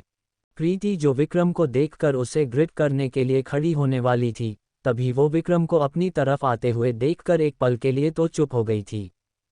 पहले तो वह हैरान हुई कि विक्रम भैया इस तरफ क्यों आ रहे थे। इधर विक्रम ने कबीर की बात को पूरी तरह से इग्नोर करके बोला, मुझे इस तरह का गेम नहीं खेलना, मैं तो बस अपनी लिटिल वाइफ के पास बैठूंगा। विक्रम की बात सुनकर रोशनी ने अपना सिर पीट लिया। जिया और सिया दोनों बैठी आपस में ही बातें कर रही थी। दोनों जानती थी कि विक्रम रोशनी से प्यार करता है और अब तो उनकी शादी भी हो गई है, लेकिन कभी भी उन्होंने अपनी आंखों से विक्रम का ये रूप नहीं देखा था। वो दोनों बिना पलक झपकाए विक्रम को ही देख रही थी। जिया धीरे से सिया के कान में बोली, यार मैं इसे हमेशा एक ब्रह्मचारी की तरह देखा है, इसीलिए मुझसे ये सब हजम नहीं हो रहा। सिया भी बोली, मुझे भी बिलीव नहीं हो रहा, लेकिन आंखों देखा झूठ नहीं होता। इतना कहकर वह दोनों वापस विक्रम की तरफ देखने लगी। विशाल और कबीर को तो पता ही था, तन्मय और वीर ने उसका ये रूप होटल में देख लिया था और विवेक ने तो इससे भी ज्यादा देख लिया था, इसलिए वो सब लोग नॉर्मल थे। लेकिन एक अकेली बेचारी प्रीति सदमे में थी। प्रीति के सदमे के बीच में ही विक्रम रोशनी के पास पहुंचा और बोला, बेबी गर्ल मैं नहीं जानता, मुझे तो बस तुम्हारे साथ बैठना है। इतना कहकर उसने रोशनी को उठाया और दूसरी साइड जाकर बैठ गया। विवेक भी मौके का फायदा उठाकर रोशनी वाली जगह पर बैठ गया। प्रीति तो बेचारी अभी भी सदमे में थी। उन दोनों की ऐसी हरकत देखकर कबीर कहाँ पीछे रहने वाला था, उसने भी गागी को उठाकर अपनी तरफ बैठा लिया। विशाल ने धक्का देकर तन्मय और वीर को जिया और सिया की तरफ फेंक दिया और इसी फेंका फेंकी के बीच में उसने काजल का हाथ पकड़ा और अपने पास बैठा लिया। उस तरफ बैठी सारी लड़कियों को अभी तक समझ ही नहीं आया कि अभी अभी यहाँ पर आखिर हुआ क्या है। Chapter 115 reborn to live life 115। Roshni Vikram को आंखें दिखाते हुए धीमी आवाज में बोली, हनी आप बहुत ज्यादा बदमाश होते जा रहे हो। विक्रम ने भी उसके कान में बहुत धीरे से कहा, बेबी गर्ल मैं अपना हक किसी को नहीं देता, इसलिए चुपचाप से यही बैठी रहो वरना तुम्हें अभी सबके सामने किस कर दूंगा। अब बेचारी रोशनी की कुछ भी बोलने की हिम्मत नहीं थी। काजल होश में आते हुए बोली, आए कनखजूरे तुम्हारी हिम्मत कैसे हुई मुझे यहाँ बैठने की। काजल अपने गुस्से में बिल्कुल भूल गई थी कि वो इस वक्त कहाँ पर है और कितने लोग उसके आसपास हैं। विशाल भी आज बहुत दिनों के बाद अपने तेश में आते हुए बोला, ओ छिपकली की नानी, क्या तुम इन सब कपल्स के बीच में बैठना चाहती हो? क्या तुम्हें शौक है कबाब में हड्डी बनने का? ये बात उसने इतनी जोर से बोली कि वहां बैठे सब लोग उन दोनों की तरफ देखने लगे। जब काजल को एहसास हुआ तब उसने इधर उधर देखा जहां सब लोग उन दोनों को ही देख रहे थे। गागी कबीर के कान में बोली, आज कई महीनों के बाद मैं इन दोनों को इस तरह लड़ते हुए देख रही हूं। कबीर भी गागी के कान में बोला, लगता है ये चूहा बिल्ली जल्द ही लैला मजनू बनने वाले हैं। जिया और सिया उन दोनों को तो यकीन ही नहीं हो रहा था कि कोई विशाल से इस तरह से बात कर सकता है। इतने सालों से वो सब लोग एक साथ थे, अभी तो बेचारे विक्रम के लवी डवी नेचर से उभर भी नहीं पाए थे, उससे पहले ही इन दोनों का भी शुरू हो गया। जिया और सिया ने वीर और तन्मय की तरफ मुड़कर देखा तो उन दोनों ने अपने कंधे उचका दिए जैसे उन्हें तो कुछ पता ही नहीं था। विवेक काफी देर से प्रीति को एक ही जगह पर बैठे हुए देखकर बोला, जान क्या हुआ? लेकिन प्रीति ने फिर भी कुछ नहीं कहा। विवेक ने उसके कंधे को पकड़कर थोड़ा सा हिलाया, तब जाकर प्रीति अपने होश में आई और अपने होश में आते ही वो जोर से चिल्लाकर बोली, क्या भैया ने शादी कर ली? उसकी आवाज़ इतनी तेज थी कि उसने विशाल और काजल को भी फेल कर दिया। एक पल के लिए तो बेचारा विवेक भी डर गया प्रीति की इतनी तेज आवाज़ सुनकर। अब जाकर विवेक को याद आया कि प्रीति को तो पता ही नहीं है भैया और भाभी की शादी के बारे में। विवेक प्रीति से कुछ बोलता उससे पहले ही प्रीति उठकर विवेक और रोशनी के सामने जाकर बैठ गई। इस वक्त प्रीति अपने नेचर से बिल्कुल ऑपोजिट लग रही थी। प्रीति ने रोशनी का हाथ पकड़कर कहा, रोशनी क्या तुमने सच में हमारे खड़ूस भाई से शादी कर ली? प्रीति की बात सुनकर विक्रम घूर कर प्रीति को देखने लगा और विवेक ने अपना सर पीट लिया। प्रीति की बात सुनकर रोशनी की हंसी छूट गई, क्योंकि उसने कभी भी विक्रम का खड़ूस वाला साइड नहीं देखा था। विक्रम ने तो रोशनी को अपना वही साइड दिखाया था जिसमें रोशनी के लिए बेशुमार प्यार था। रोशनी की प्यारी हंसी सुनकर सब लोग रोशनी को ही देखने लगे। रोशनी ने शांत होकर प्रीति की तरफ देखा। रोशनी ने प्रीति के हाथ पर अपना दूसरा हाथ रखकर कहा, हाँ भाभी, मैंने आपके खड़ूस भाई से शादी कर ली। अब विक्रम घूरकर रोशनी को देखने लगा। रोशनी की बात सुनकर प्रीति की तो मुंह मांगी विश पूरी हो गई। प्रीति बिना सोचे समझे रोशनी के ऊपर कूदने को हुई, लेकिन उससे पहले ही विक्रम ने उसे हाथ से पकड़ लिया और बोला, बेबी गर्ल अभी प्रेग्नेंट है। उसके शब्द सुनकर काजल, गागी और विवेक को छोड़कर वहां बैठे सभी लोग एकदम स्टैचू बन गए। फिर एक साथ सब लोगों ने पूछा, क्या सच में? विशाल गुस्से में उठकर बोला, विक्रम तुम हमसे पहले बच्चे पैदा कैसे कर सकते हो? अभी तक तो मेरी गर्लफ्रेंड भी नहीं बनी।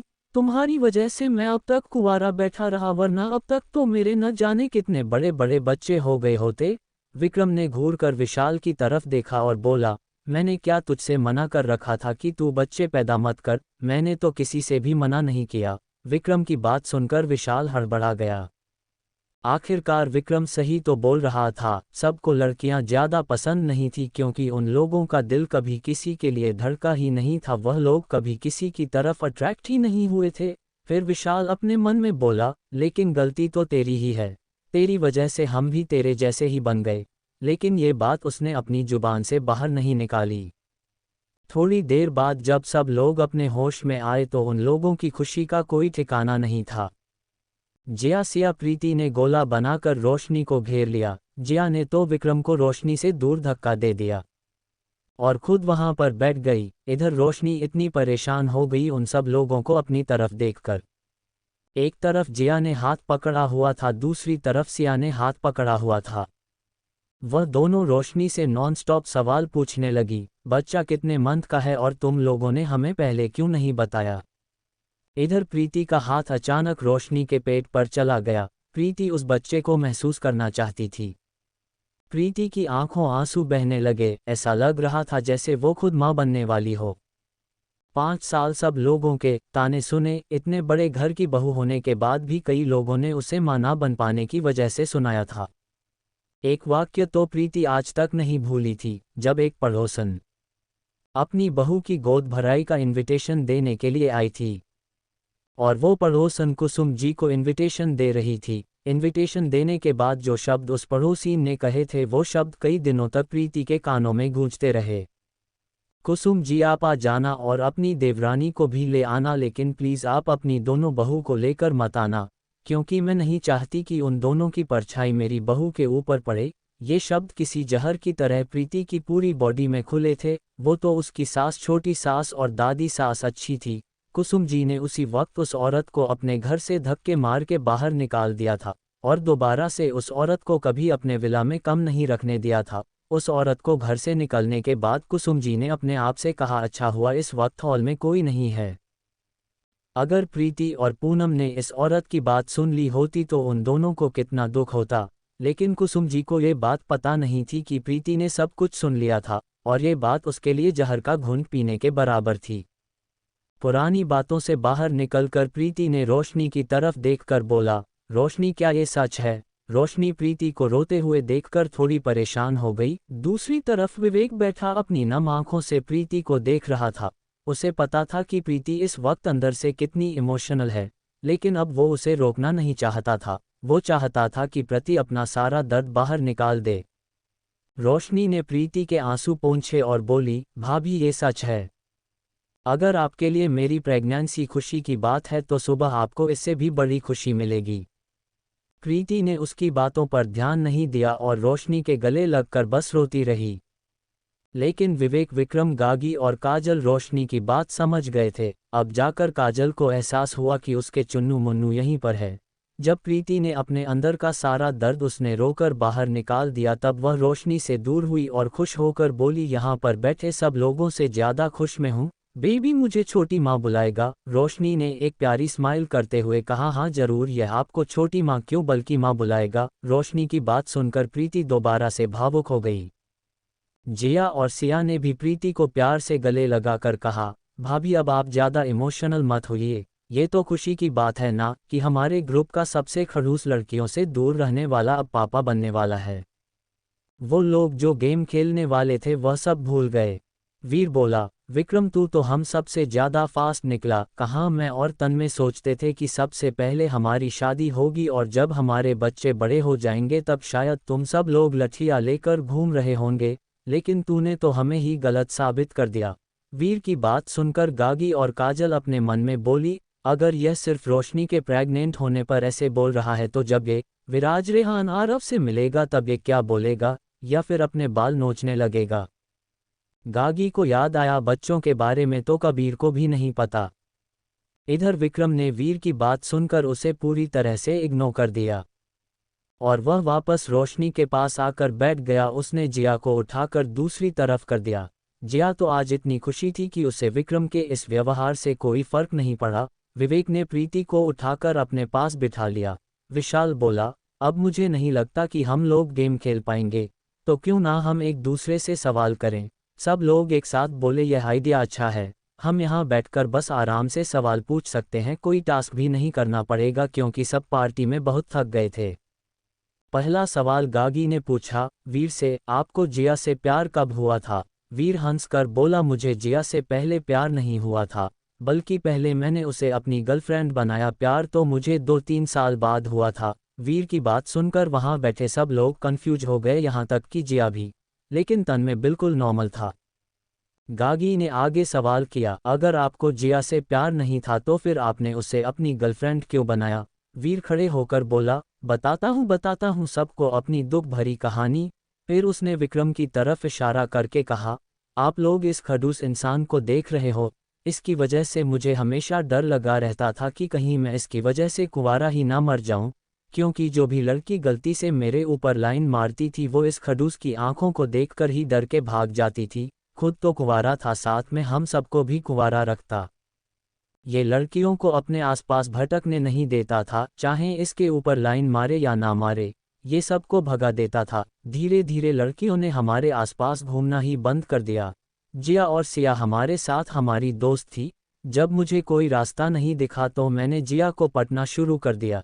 इसको पटाते पटाते मुझे 1 साल लग गया। मेरे साथ तन्मय ने भी वही किया। 1 साल की कड़ी मेहनत के बाद मैंने और तन्मय ने जिया और सिया को अपनी गर्लफ्रेंड बना लिया।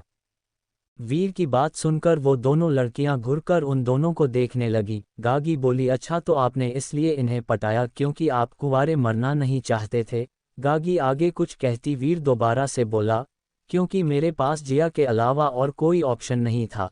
सिया को मैं अपनी छोटी बहन मानता हूँ, इसलिए मैंने उसे ही पटा लिया। तन्मय भी खड़ा होते हुए बोला, मैं भी जिया को अपनी छोटी बहन मानता था, इसलिए मैंने सिया को पटा लिया। कबीर अपने मन में बोला, लगता है अपनी पोल पट्टी खोलकर ये लोग मरना चाहते हैं। उन दोनों की बातें सुनकर जिया और सिया गुस्से में उठी और साइड से प्लो लेकर उन दोनों के पीछे पीछे मारने के लिए भागी। उन दोनों को गुस्से में देख वीर और तन्मय भी वहां से नीचे भाग गए। उन दोनों की पकड़म पकड़ाई में वो सब लोग हंसते हंसते लोटपोट हो गए। ये तो उन लोगों के गेम खेलने से भी ज्यादा मजेदार था। वीर और तन्मय 15 मिनट तक अपनी जान बचाकर नीचे भागते रहे। उसके बाद उन्हें मौका मिलते ही अपने रूम में घुसकर दरवाजा बंद कर दिया। दरवाजे के बाहर जिया और सिया चिल्लाकर कहते रही, अभी तो तुम लोग अंदर घुस जाओ, तुम्हें कल सुबह बताते हैं। इतना बोलकर वह दोनों पैर पटक कर अपने रूम में चली गई। रूम के अंदर तन्मय और वीर दरवाजे से अपनी पीठ लगाकर अपने दिल पर हाथ रखकर हौंफते हुए बोले, आज तो बच गए। तन्मय वीर की तरफ देखकर गुस्से में बोला, तुझे क्या जरूरत थी गड़े मुर्दे उखाड़ने की? अब ये दोनों हमें नहीं छोड़ने वाली। तन्मय रोते हुए बोला, तूने देखा अभी सिया कैसे काली माता की तरह मेरे पीछे पड़ी थी। वीर अफसोस के साथ बोला, माफ़ करना यार, मैं भूल गया था और गर्मजोशी में सब कुछ बोल दिया। ये हमारी नई भाभी बहुत चालाक है, इन्होंने आते ही हमें पिटवाना शुरू कर दिया। तन्मय ने वीर के सर पर एक चपत लगाते हुए कहा, उन्हें क्या पता था जो वो तुझे पिटवाएंगी, गलती तो सारी तेरी है। एक दूसरे से लड़ते झगड़ते दोनों अपने बिस्तर पर आराम से सो गए। उन्हें पता ही नहीं चला कब नींद आ गई। जिया और सिया भी गुस्से में सो गई। Chapter 116 reborn to live life 116। ऊपर टेरेस पर प्रीति चिंता करते हुए बोली, रोशनी, रात के 1 बजे बज गए हैं, अब तुम्हें सो जाना चाहिए। तुम्हें सबसे ज़्यादा अपनी हेल्थ का ख्याल रखना चाहिए। प्रीति विक्रम की तरफ देखकर बोली, भैया आप रोशनी का थोड़ा ज़्यादा ख्याल रखिए। विक्रम, जो किसी की बात नहीं सुनता था सिवाय रोशनी के, उसने प्रीति की बात पर अपनी गर्दन हाँ में हिला दी। विक्रम की हाँ सुनकर प्रीति बहुत खुश हुई। विक्रम रोशनी को उठाकर अपने रूम में ले गया। रूम में जाते ही वो रोशनी को अपने सीने से लगा कर सो गया। रात काफ़ी हो गई थी, इसीलिए विक्रम ने रोशनी को परेशान नहीं किया। धीरे धीरे टेरेस से सब लोग चले गए। विवेक और प्रति के रूम में प्रीति विवेक के गले लग कर बोली, आपको सब कुछ पहले से ही पता था लेकिन आपने मुझे नहीं बताया। प्रीति विवेक की आंखों में देखकर बोली, बताए ना, आपने मुझे क्यों नहीं बताया? इतनी बड़ी खुशखबरी और घर में किसी को नहीं पता, भैया की शादी के बारे में भी किसी को नहीं पता। विवेक प्रीति को रिलैक्स करते हुए बोला, भाई की शादी को अभी 2-3 दिन ही हुए हैं और मैंने इसीलिए नहीं बताया क्योंकि मैं तुम्हें दिखाना चाहता था। बताने से ज़्यादा खुशी तुम्हें दिखाने से होती। और रही बात फैमिली वालों को बताने की, तो भैया ने मुझे मना किया था, इसलिए मैंने किसी को नहीं बताया। और तुम्हें पता है मैं आज यहाँ पूनम और रीना को क्यों नहीं लेकर आया? क्योंकि वो दोनों इस बात को कभी भी अपने अंदर रख नहीं पाती। प्रीति सवालिया नज़रों से बोली, लेकिन इसमें छुपाने की क्या बात है? ये तो बहुत खुशी की बात है। जान, मैं जानता हूँ ये बहुत खुशी की बात है, लेकिन भैया चाहते हैं कि वो सरप्राइज दादी को उनके जन्मदिन पर दे। ये उनके लिए सबसे बड़ा तोहफा होगा। तुम भी जानती हो, मैं भी जानता हूँ कि दादी बच्चों के लिए कितना तरसती है। उनके लिए ये जन्मदिन उनकी ज़िंदगी का सबसे बड़ा जन्मदिन होगा। अब तुम खुश रहो और चलो सो जाओ, काफ़ी रात हो गई है। विवेक प्रीति को लेकर बेड पर लेट गया। प्रीति को अपने सीने से लगाकर अपनी आंखें बंद करके उस दिन की बात सोचने लगा जब वो बच्चों के बारे में सुनकर बेहोश हो गया था। ये उसके लिए सबसे बड़ा झटका था और भगवान से प्रार्थना भी कर रहा था कि उस वक्त उसके साथ ज़्यादा लोग नहीं थे। अगर और किसी को उसकी ऐसी हालत पता चल जाती तो सब लोग उसका कितना मजाक उड़ाते। ये सब सोचते सोचते विवेक गहरी नींद में सो गया।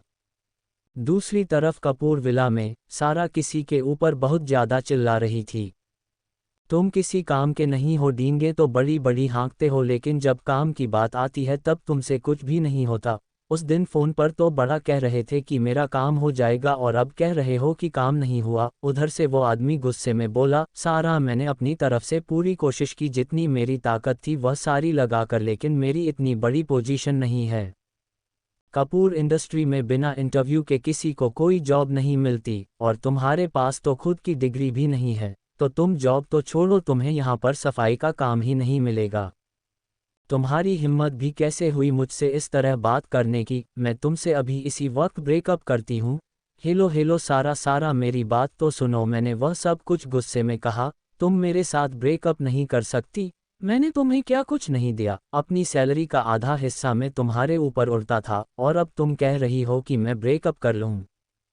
हा हा हा हा, मैंने तुम्हें अपना बॉयफ्रेंड अपने काम के लिए बनाया था। अब जब तुम मेरा काम नहीं कर सकते तो तुम मेरे किसी लायक नहीं हो। और दोबारा से मुझे फ़ोन मत करना, वरना हमारी जो वीडियो है ना वो मैं वायरल कर दूंगी और उसके बाद तुम्हारी बीवी तुम्हारा क्या करेगी वो मैं नहीं जानती। इसलिए चुपचाप शांति से रहो और दोबारा से मुझे कॉल मत करना। इतना कहकर सारा ने कॉल कट किया और फ़ोन को अपने बेड पर फेंककर खुद से बोली, इस बेवकूफ़ ने तो मेरा काम नहीं किया। अब क्या करूं, कैसे जाऊं मैं कपूर इंडस्ट्री? इस पद्मिनी बेवकूफ़ से तो कुछ भी नहीं होगा। Chapter 117 reborn to live life 117। सुबह का टाइम, कबीर का फार्म हाउस। सब लोग सुबह उठकर गार्डन में सुबह का डेली रूटीन फॉलो करने के बाद सब लोग गार्डन एरिया में बैठकर चाय का लुत्फ़ उठा रहे थे। कबीर का फार्म हाउस शहर से दूर था, इसलिए वहां पर ठंडी ठंडी हवाएं चल रही थी। वहां बिल्कुल भी पॉल्यूशन नहीं था, चारों तरफ रंग बिरंगे फ्लावर्स लगे हुए थे।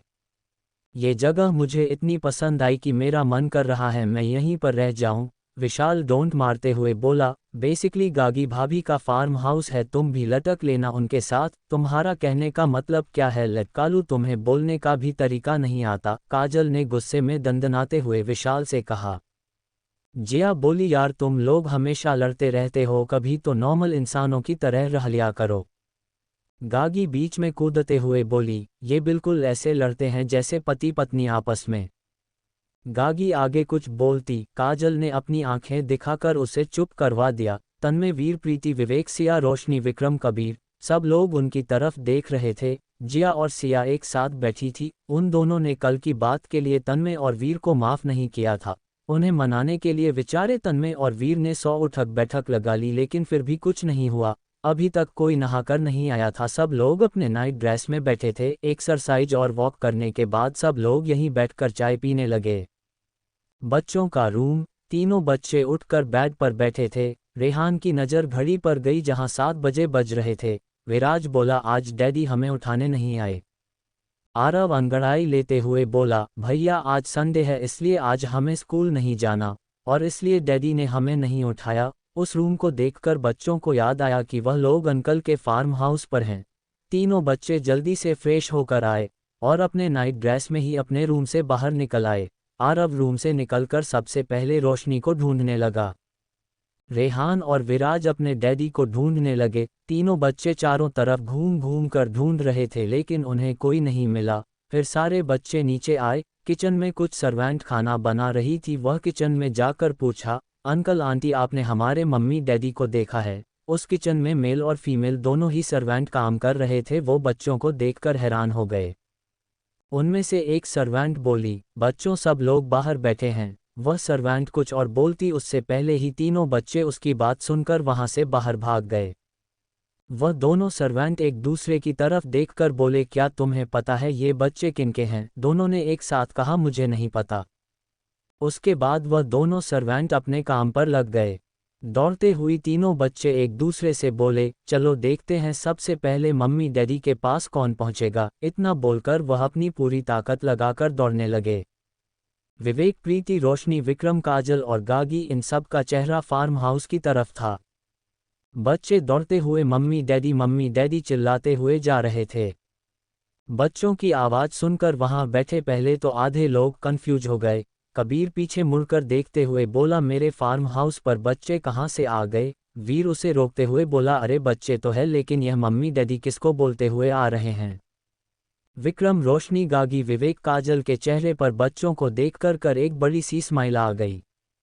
प्रीति तो डायरेक्ट सामने देख सकती थी और वह उनमें से 2 बच्चों को पहचान गई। प्रीति अपने मन में बोली, ये बच्चे यहाँ पर क्या कर रहे हैं? जिया, सिया, वीर, तन्मय, कबीर, विशाल और प्रीति, यह सब लोग कंफ्यूज थे उन बच्चों को देखकर। ये लोग चाय की चुस्की लेते हुए उन बच्चों के बारे में बात कर रहे थे कि बच्चे किसके हैं। जिया अपना दिमाग लगाते हुए बोली, कहीं ये बच्चे कल पार्टी में आए किसी गेस्ट के तो नहीं और गलती से ये बच्चे यही रह गए। वह लोग आगे कुछ और बात करते एक दूसरे से, तभी उन्होंने देखा कि बच्चे तो विक्रम और रोशनी के पैरों से जा लिपटे। आरव उछलते हुए बोला, यह मैंने सबसे पहले मम्मा को पकड़ा। विराज और रेहान दोनों विक्रम के पैरों को पकड़े हुए बोले, ये तो हमारा बड़ा दिल था इसलिए हमने तुम्हें जीता दिया। विराज विक्रम की तरफ देखकर बोला, डैडी मैंने तो आरव को इसलिए जिताया क्योंकि वह छोटा है ना, और मैं उसका बड़ा भाई हूँ इसलिए मैंने उसे जीत दिया। दोनों की बात सुनकर आरव का मुंह फूल गया। रोशनी आरव की पीठ को सहलाते हुए बोली, आपको इतनी तेज दौड़ने के लिए किसने बोला? आरव ने स्माइल करते हुए कहा, मम्मा हम लोग ना रेस लगा रहे थे एक दूसरे से कि कौन सबसे पहले मम्मी डैडी को पड़ेगा। अपने दांत दिखाओ। आरव ने अपनी बत्ती सी चमका दी। फिर रोशनी ने रेहान और विराज की तरफ देखा जो अब विक्रम की गोद में बैठे हुए थे। रोशनी को अपनी तरफ देखते हुए देखकर उन दोनों ने भी अपने दांतों की बत्ती सी दिखा दी। रोशनी ने सेटिस्फाई होकर आरव के बाल सहलाते हुए कहा, वेरी गुड। तभी विराज की नज़र विवेक के ऊपर पड़ी। वह विक्रम की गोद से उठकर विवेक के पास चला गया और बोला, छोटे डैडी आप यहाँ पर हो, विवेक ने अच्छी तरह से विराज को अपनी गोद में बिठाकर कहा, यस आपके छोटे डैडी भी यहाँ पर है। जिया बच्चों के बारे में बात करते हुए एकदम से जम गई। वह सब लोग एकदम स्टैचू की तरह वहाँ का नज़ारा देखने लगे। प्रीति को ऐसा लग रहा था जैसे वह किसी भ्रम में हो। वह अपने साइड में विवेक की गोद में उसे बच्चों को देख रही थी जो उसे मॉल में मिला था। विवेक, काजल और गागी को छोड़कर सब लोग रोशनी और विक्रम को अपनी आंखें बड़ी बड़ी करके देख रहे थे। अगर थोड़ी और बड़ी कर लेते तो उनकी आंखें ही बाहर आ जाती। वीर तन्मय से बोला, मुझे ज़रा कोई चुटकी तो काटो, मुझे ऐसा लग रहा है जैसे मैं खुली आंखों से सपना देख रहा हूँ। जिया और सिया ने तो अपना हाथ ही अपने मुंह में दे दिया था। उन्हें भी ऐसा ही लग रहा था कि शायद वह अभी भी सो रही हैं। जब अपने दांतों के निशान उनके हाथों पर गड़ गए तब उन्हें एहसास हुआ कि ये कोई सपना नहीं हकीकत है, और वह वापस अपनी आंखें बड़ी करके विक्रम, रोशनी और बच्चों को देखने लगीं। इधर वीर ने बोला तो तन्मय से था, लेकिन उसकी दूसरी साइड बैठा विशाल, उसकी बात सुनकर उसने भी वीर के दूसरे हाथ पर एक जोर की चुटकी काट दी। तन्मय और विशाल ने उसे इतनी जोर से नोचा था कि बेचारा अपनी जगह से उछल पड़ा और चिल्लाते हुए बोला, मैंने तुम्हें चुटकी काटने के लिए बोला था, चिमटा नहीं। फिर वह विशाल की तरफ मुड़कर बोला, और मैंने तो तुमसे बोला भी नहीं, तुमने मुझे क्यों नोचा। तीनों बच्चे तो उन दोनों को देखकर हल्का हल्का हंसने लगे। तुमने बोला चिकुटी काटने के लिए, तू बोला रहा था इसलिए मैंने सुन लिया और मैंने काट दी चिकुटी। वीर अपने दोनों हाथों को सहलाते हुए बोला, तुम लोगों ने तो मेरा पूरा चिकोटा काट दिया। वीर उन दोनों से दूर हटकर जिया के पास बैठ गया। वीर को अपने पास देखकर जिया ने अपना मुंह फेर लिया। कबीर हैरान तो था, लेकिन फिर कुछ सोचने के बाद उसके दिमाग में आया कि हाँ, हो सकता है यह विक्रम ही बच्चे हो, क्योंकि उसे पता था कि रोशनी और विक्रम के बीच कई साल पहले फिजिकल रिलेशन बना था, तो इस चीज़ के 100% चांसेस है। काजल खड़े होकर क्लेम करते हुए बोली, हेलो एवरीवन, हम मिलवाते हैं आपको हमारे नन्हे मुन्ने और मेरे नन्हे मुन्ने से। काजल सबसे पहले आरव के पास गई, उसके दोनों गालों को चूमकर बोली, ये है मेरा नन्हा मुन्ना, सबसे छोटा शैतान आरव। आरव मुंह बनाकर बोला, तारीफ है या मेरी बेइज्जती। उसके बाद आरव ने सब लोगों की तरफ देखा और बोला, हेलो ब्यूटीफुल मोसिया और हैंडसम अंकल सर। उन सब लोगों ने भी ऑकवर्डली हेलो बोला। उसके बाद काजल रेहान के पास गई, और यह है मेरा साइलेंट बेबी, लेकिन डेविल से कम नहीं, और इसका नाम है रेहान। रेहान ने काजल की बात पर ज़्यादा रिएक्ट नहीं किया, उसने सबको बस हाथ हिला कर हेलो बोल दिया। वहाँ बैठे सब लोग समझ गए कि रेहान एक इंट्रोवर्ट बच्चा है। उसके बाद काजल विराज के पास गई जो विवेक की गोद में बैठा था। काजल ने विराज के गाल पर हाथ रखकर कहा, यह है हमारा समझदार बच्चा और इन दोनों का बड़ा भाई विराज। विराज ने भी उन सबको बिल्कुल आरव की तरह ही ग्रीट किया। वहाँ बैठे सब लोग बस एक पपेट की तरह बैठे हुए थे। उन लोगों को अभी बिल्कुल भी समझ नहीं आ रहा था कि वो कैसे रिएक्ट करें। पहले तो वो लोग रोशनी के बारे में जानकर हैरान हुए। कल रात को ही उन सब को रोशनी की प्रेगनेंसी की बात सुनकर झटका लगा था, और अब यहाँ तीन बच्चे 5 साल के, वह सब के सब रिएक्ट करना ही भूल गए। उन सब के बीच में से विशाल खड़ा हुआ और बोला, आए बिक्कू, कहीं तू विकी डोनर तो नहीं बन गया।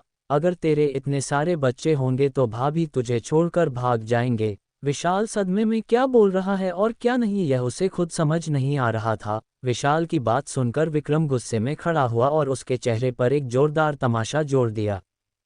उस थप्पड़ के पड़ते ही विशाल गहरे सदमे से बाहर आया और आसपास के लोग भी थोड़ा सा नॉर्मल हो गए।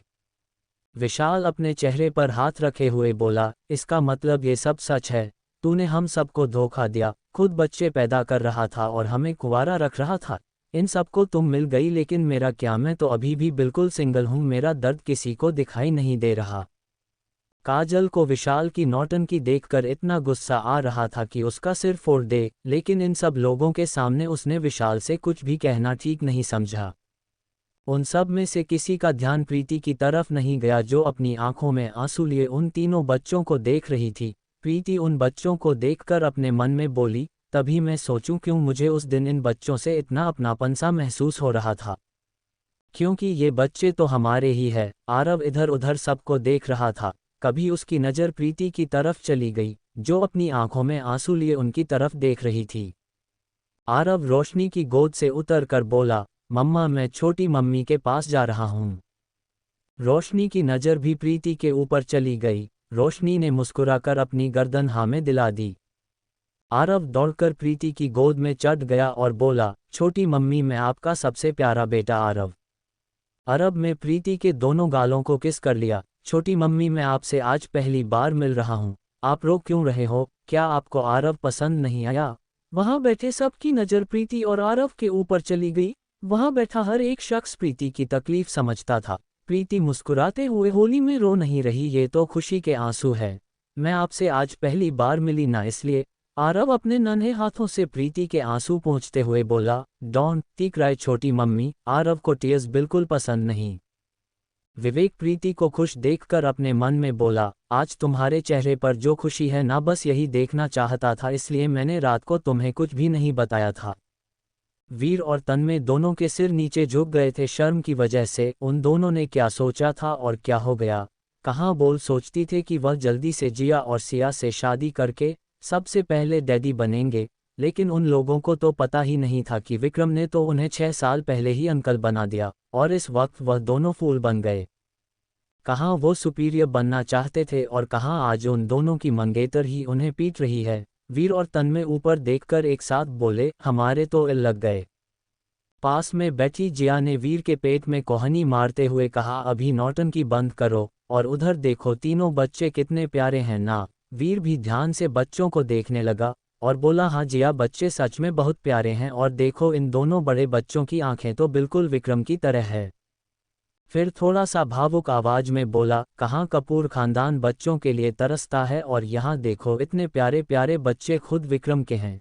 ये कहते हुए वीर की आंखों में हल्की सी नमी छा गई। जिया ने वीर के हाथों पर अपना हाथ रख दिया और उसे बोली, जो होता है अच्छे के लिए होता है।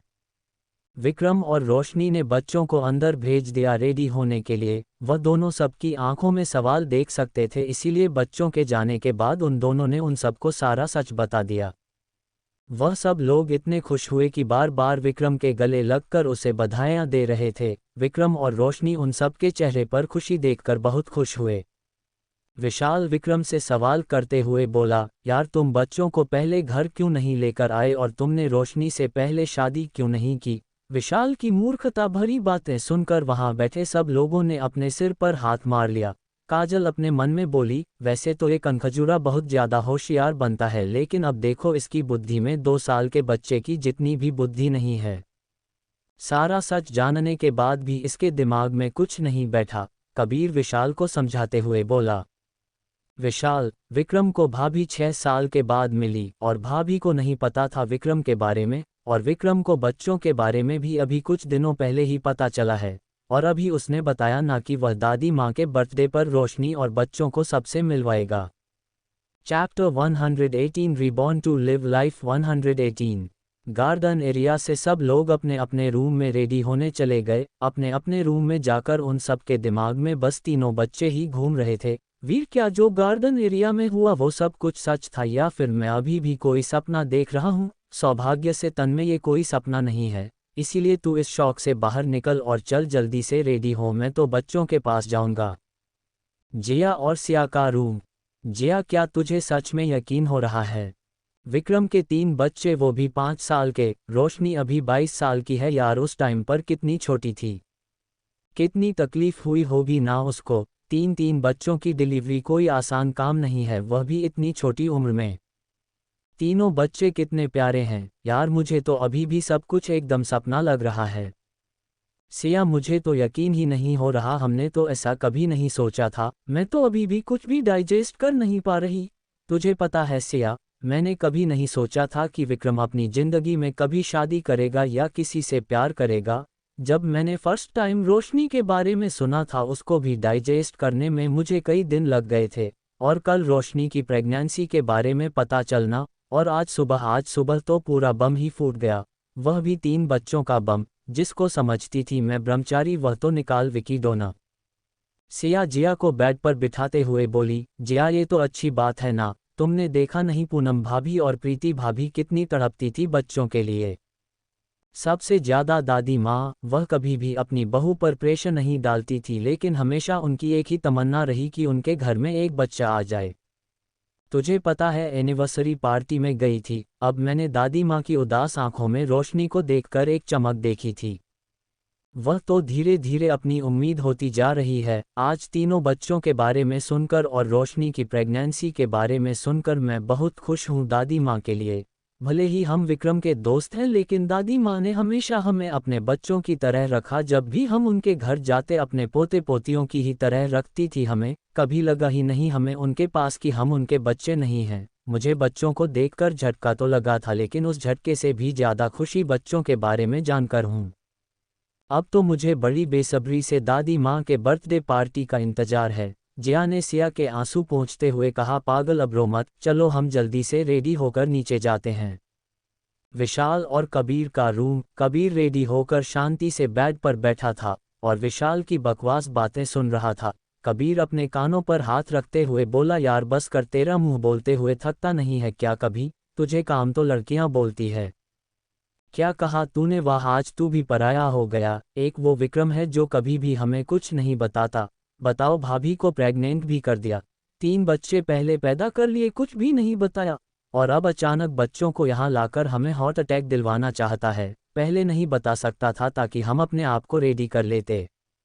देख देख मेरी तरफ, अभी भी मेरी नाक से चाय निकल रही है। विशाल की बातें सुनकर कबीर अपना सिर सहलाने लगा। उसे दिन नहीं बता सकता था, जब हम लोग होटल में खाना खाने गए थे तब भी उसने अपना मुंह बंद रखा। विशाल कबीर को झकझोरते हुए बोला, अरे हम उसके सबसे करीबी दोस्त हैं, उसने हमसे क्यों छुपाया? तेरे बदबोले मुंह की वजह से इसलिए उसने छुपाया। कबीर, तेरे कहने का क्या मतलब है? मैं ज़्यादा बोलता हूँ। ठीक है, आज से और अभी से मैं बिल्कुल भी नहीं बोलूँगा। इतना कहकर उसने अपने मुंह जिप की तरह बंद कर दिया। विशाल की बात सुनकर कबीर रिलैक्स टोन में बोला, चलो अच्छा है, कुछ तो अच्छा काम किया तूने।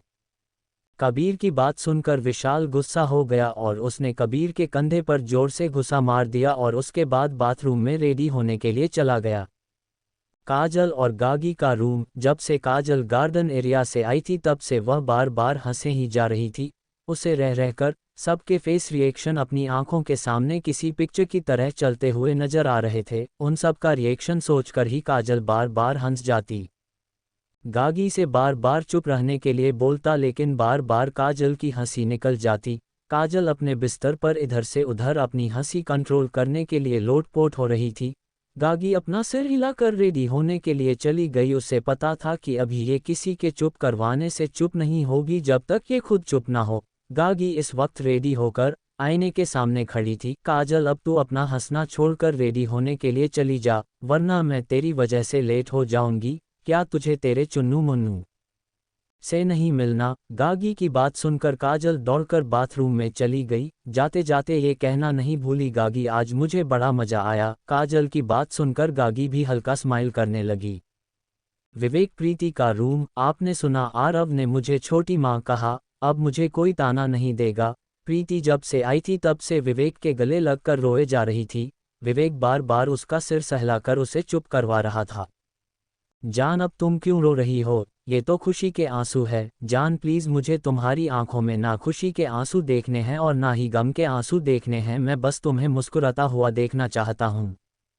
विवेक ने प्रीति के दोनों गालों को अपने हाथों में भरते हुए कहा, इस खुशी के मौके पर बिल्कुल भी आंसू मत बहाओ, बस उन एहसासों को महसूस करो जो तुम्हें आरव के पास रहने से महसूस हुए थे। इतना कहकर विवेक ने प्रीति के माथे पर शिद्दत से एक किस कर दिया। उस एहसास से प्रीति ने अपनी आंखें बंद कर ली। उसके होठों पर एक प्यारी सी स्माइल आ गई। विवेक प्रीति से दूर होकर बोला, क्या अब तुम लेट होना चाहती हो? तुम्हें अपने बच्चों से नहीं मिलना? प्रीति हड़बड़ी में उठते हुए बोली, नहीं नहीं, मुझे बच्चों से मिलना है। मैं आज उन्हें अपने हाथों से खाना खिलाऊंगी। आप बस थोड़ी देर मेरा इंतजार कीजिए, मैं बस अभी रेडी होकर आए। प्रीति के जाते ही विवेक अपने आप से बोला, शायद ये बच्चे हमारी अधूरी जिंदगी को पूरा कर पाए। जिस अधूरेपन को हम दोनों महसूस करते हैं, ये बच्चे उसे पूरा कर दे। पूनम और विवान की जिंदगी भी खुशियों से भर जाए। आप मुझे कोई गम नजर नहीं आ रहा, और ये सब कुछ रोशनी की वजह से हुआ है। मैं उसे हमेशा अपने दिल से दुआ दूंगा, उसकी जिंदगी में हमेशा खुशियां बनी रहे। बच्चों का रूम। रोशनी और विक्रम तीनों बच्चों को अपने हाथों से रेडी कर रहे थे। विराज आईने के सामने खड़े होकर बोला, मम्मा मैं कैसा लग रहा हूँ? रोशनी विराज के गालों पर किस करके बोली, मेरा बेबी बहुत ज्यादा हैंडसम लग रहा है। रोशनी की तारीफ सुनकर विराज रोशनी के गले लगाकर बोला, थैंक यू मम्मा, आप भी जल्दी से रेडी हो जाए। रेहान रोशनी के पास आकर बोला, और मम्मा मैं कैसा लग रहा हूँ? रोशनी रेहान के दोनों गालों पर किस करके बोली, मेरा इंटेलिजेंट बच्चा हैंडसम लग रहा है। रोशनी की तारीफ सुनकर रेहान के गाल हल्के से लाल हो गए, जिसे देखकर रोशनी जोर से हंसने लगी। विक्रम जो आरव को रेडी कर रहा था, रोशनी और बच्चों को खुश देखकर वो अंदर से क्या फील कर रहा है ये कोई नहीं जानता था। आरव विक्रम से छूटकर जल्दी से रोशनी के पास आया और बोला, मम्मा मामा मैं कैसा लग रहा हूँ? रोशनी आरव के गालों को खींचकर बोली, मेरा शैतान और नटखट बच्चा क्यूट लग रहा है। रोशनी की तारीफ सुनकर और इतना खुश हो गया कि उसने रोशनी के गालों पर 4 किस दे दिए। बच्चों को रेडी करके रोशनी और विक्रम अपने रूम में चले गए। कुछ देर बाद रोशनी रेडी होकर आईने के सामने खड़ी थी। आज उसने ब्लैक कुर्ता और वाइट प्लाजो पहना हुआ था, जिसमें रोशनी की खूबसूरती और ज़्यादा निखर के आ रही थी। रोशनी रेडी होकर एक ब्लैक बिंदी अपने माथे पर लगा रही थी। विक्रम पीछे से रेडी होकर आया और बोला, बेबी गर्ल तुम्हारा हस्बैंड कैसा लग रहा है? रोशनी विक्रम को ऊपर से नीचे तक देखकर अच्छे लग रहे हैं, इतना कहकर रोशनी वापस ड्रेसिंग टेबल की तरफ देखने लगी।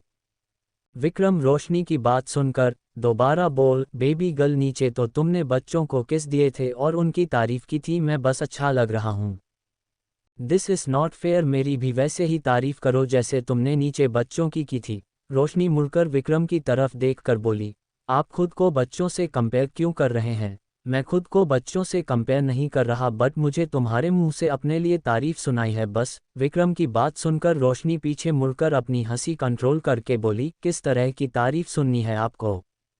यही कि मैं बहुत हैंडसम हूँ, मैं बहुत स्मार्ट हूँ, तुम मुझसे बहुत प्यार करती हो और तुम्हारी लाइफ में पहले नंबर पर सिर्फ मैं आता हूँ। रोशनी वापस विक्रम की तरफ मुड़ी और बोली, ठीक है आपने जो जो बोला, सेम टू यू। विक्रम आंखें सिकुड़कर बोला, लेकिन तुमने तो मेरी तारीफ नहीं की। अरे अभी बोला तो मैंने सेम टू यू। रोशनी की बात सुनकर विक्रम गुस्से में वहां से जाने लगा। रोशनी ने उसका एक हाथ पकड़ लिया। रोशनी के हाथ का मुलायम स्पर्श अपने हाथों में महसूस कर विक्रम वहीं रुक गया, लेकिन उसने पीछे मुड़कर नहीं देखा। रोशनी विक्रम के आगे आकर खड़ी हो गई। रोशनी अपनी दोनों बाहें विक्रम के गले में डालकर उसके दोनों गालों पर किस करके बोली, आप बहुत हैंडसम लग रहे हैं, आप बहुत ही चार्मिंग लग रहे हैं, मोस्ट ऑफ द पॉइंट आप मुझे मेरे लग रहे। रोशनी की तारीफ सुनकर विक्रम का मुरझाया हुआ चेहरा वापस एक खिले हुए फूल की तरह हो गया। विक्रम ने नीचे झुककर रोशनी के होठों को अपने होठों में कैद कर लिया और अपने दिल के अंदर दुनिया जहां का प्यार समेटे उसे पूरी शिद्दत के साथ किस करने लगा। 5 मिनट बाद विक्रम रोशनी से दूर हुआ। रोशनी नाराजगी से विक्रम की तरफ देखकर बोली, हनी आपको पता है ना, मैंने अभी अभी लिपस्टिक लगाई थी और लेडी मुझे ये सब कुछ लगाना पसंद नहीं है और अपने खराब कर दिया। विक्रम ने रोशनी को ड्रेसिंग टेबल के सामने बिठाया और उस होठों पर अपनी पसंद की लिपस्टिक लगाने लगा। हनी आपने ये सब कहाँ से सीखा? बेबी गर्ल मैंने कहीं से नहीं सीखा, और जब भी तुम्हें रेडी हो ना हुआ करे ना तो मैं तुम्हें रेडी कर दिया करूँगा। अगर तुम्हें इतना आलस आता है तो रेडी होने में तुम बिल्कुल भी टेंशन मत लिया करो, मैं हूं ना तुम्हारा सबसे प्यारा हनी। इतना कहकर विक्रम ने रोशनी के माथे पर एक प्यार से किस किया। 2 घंटे बाद सब लोग अपने रूम से निकलकर डाइनिंग टेबल पर आए, जहां जियासिया, रेहान और विराज को अपनी गोद में बिठाकर खाना खिला रही थी, तो वही प्रीति आरव को अपनी गोद में बैठाकर प्यार से अपने हाथों से खाना खिला रही थी। सब लोग उन तीनों को ही देख रहे थे। गागी और काजल के होठों पर एक प्यारी सी स्माइल थी। रोशनी और विक्रम कभी एक दूसरे को देखते तो कभी उन तीनों को। रोशनी को वहां के हालात तो नहीं पता थे, लेकिन उन सब के इमोशंस देखकर वह इतना जरूर समझ गई थी कि जरूर इन लोगों को बच्चों से बहुत लगाव है। रोशनी को पता था कि प्रीति की शादी को 5 साल हो गए और वह अभी तक मन नहीं बनी, लेकिन उसे इसका रीज़न नहीं पता था। विवेक बहुत प्यार से प्रीति को देख रहा था। इसकी आंखों में आज एक अलग ही खुशी छलक रही थी, जो वहां पर बैठा कोई भी इंसान विवेक से ज़्यादा नहीं समझता। थोड़ी देर बाद नाश्ता करने के बाद जियासिया, तन्वीर ये चारों वहां से निकल गए। उन लोगों का मन तो नहीं था, लेकिन सबको अपने अपने काम पर जाना था। लेकिन आज वो लोग इस जगह से अपने दिल में ढेर सारी खुशियां लेकर गए थे। शाम के 4 बजे प्रीति का बिल्कुल मन नहीं था तीनों बच्चों से अलग होने का। आज प्रीति ने सारा दिन उन बच्चों के साथ ही बिताया था, खूब खेली थी बच्चों की तरह। तीनों बच्चों ने प्रीति के गले लगाकर उनके गालों पर किस करके उसे बाय कहा। प्रीति ने जाते टाइम तीनों बच्चों को एक साथ कसकर अपने गले से लगा लिया था। आरव बोला, ओके बाय छोटी मॉम, हम लोग आपसे जल्दी मिलेंगे। आरव की बात सुनकर प्रीति खुशी खुशी वहां से चली गई। चलो हम लोग भी चलते हैं, कबीर ने विक्रम की तरफ देखकर बोला।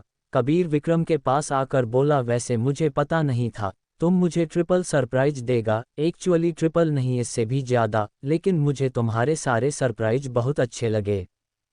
विक्रम ने भी कबीर की तरफ देखकर एक मीनिंगफुल स्माइल दी और बोला, अब तो तुम भी लाइन पर हो, जो मर्जी वह करो। इतना कहकर वह जोर जोर से हंसने लगा और रोशनी बच्चे काजल गागी को लेकर वहां से चला गया। फार्म हाउस में सिर्फ विशाल और कबीर बचे थे। कबीर विक्रम की मीनिंगफुल स्माइल को समझ गया था। Chapter 119 reborn to live life 119। Vishal Kabir के कंधे पर हाथ मारते हुए बोला, अब यहाँ खड़े रहकर उन्हें ही देखता रहेगा या फिर अंदर भी चलेगा, हमें भी जाना है। विक्रम तो अपने विला आता नहीं है, उसने तो रोशनी के विला पर ही कब्जा कर लिया। कबीर अपनी आंखें छोटी करके विशाल की तरफ देखकर बोला, तेरी इन्हीं फालतू की बातों से काजल तेरे आसपास नहीं भटकती, उसे भी पता है कि तू कितना बचकाना है।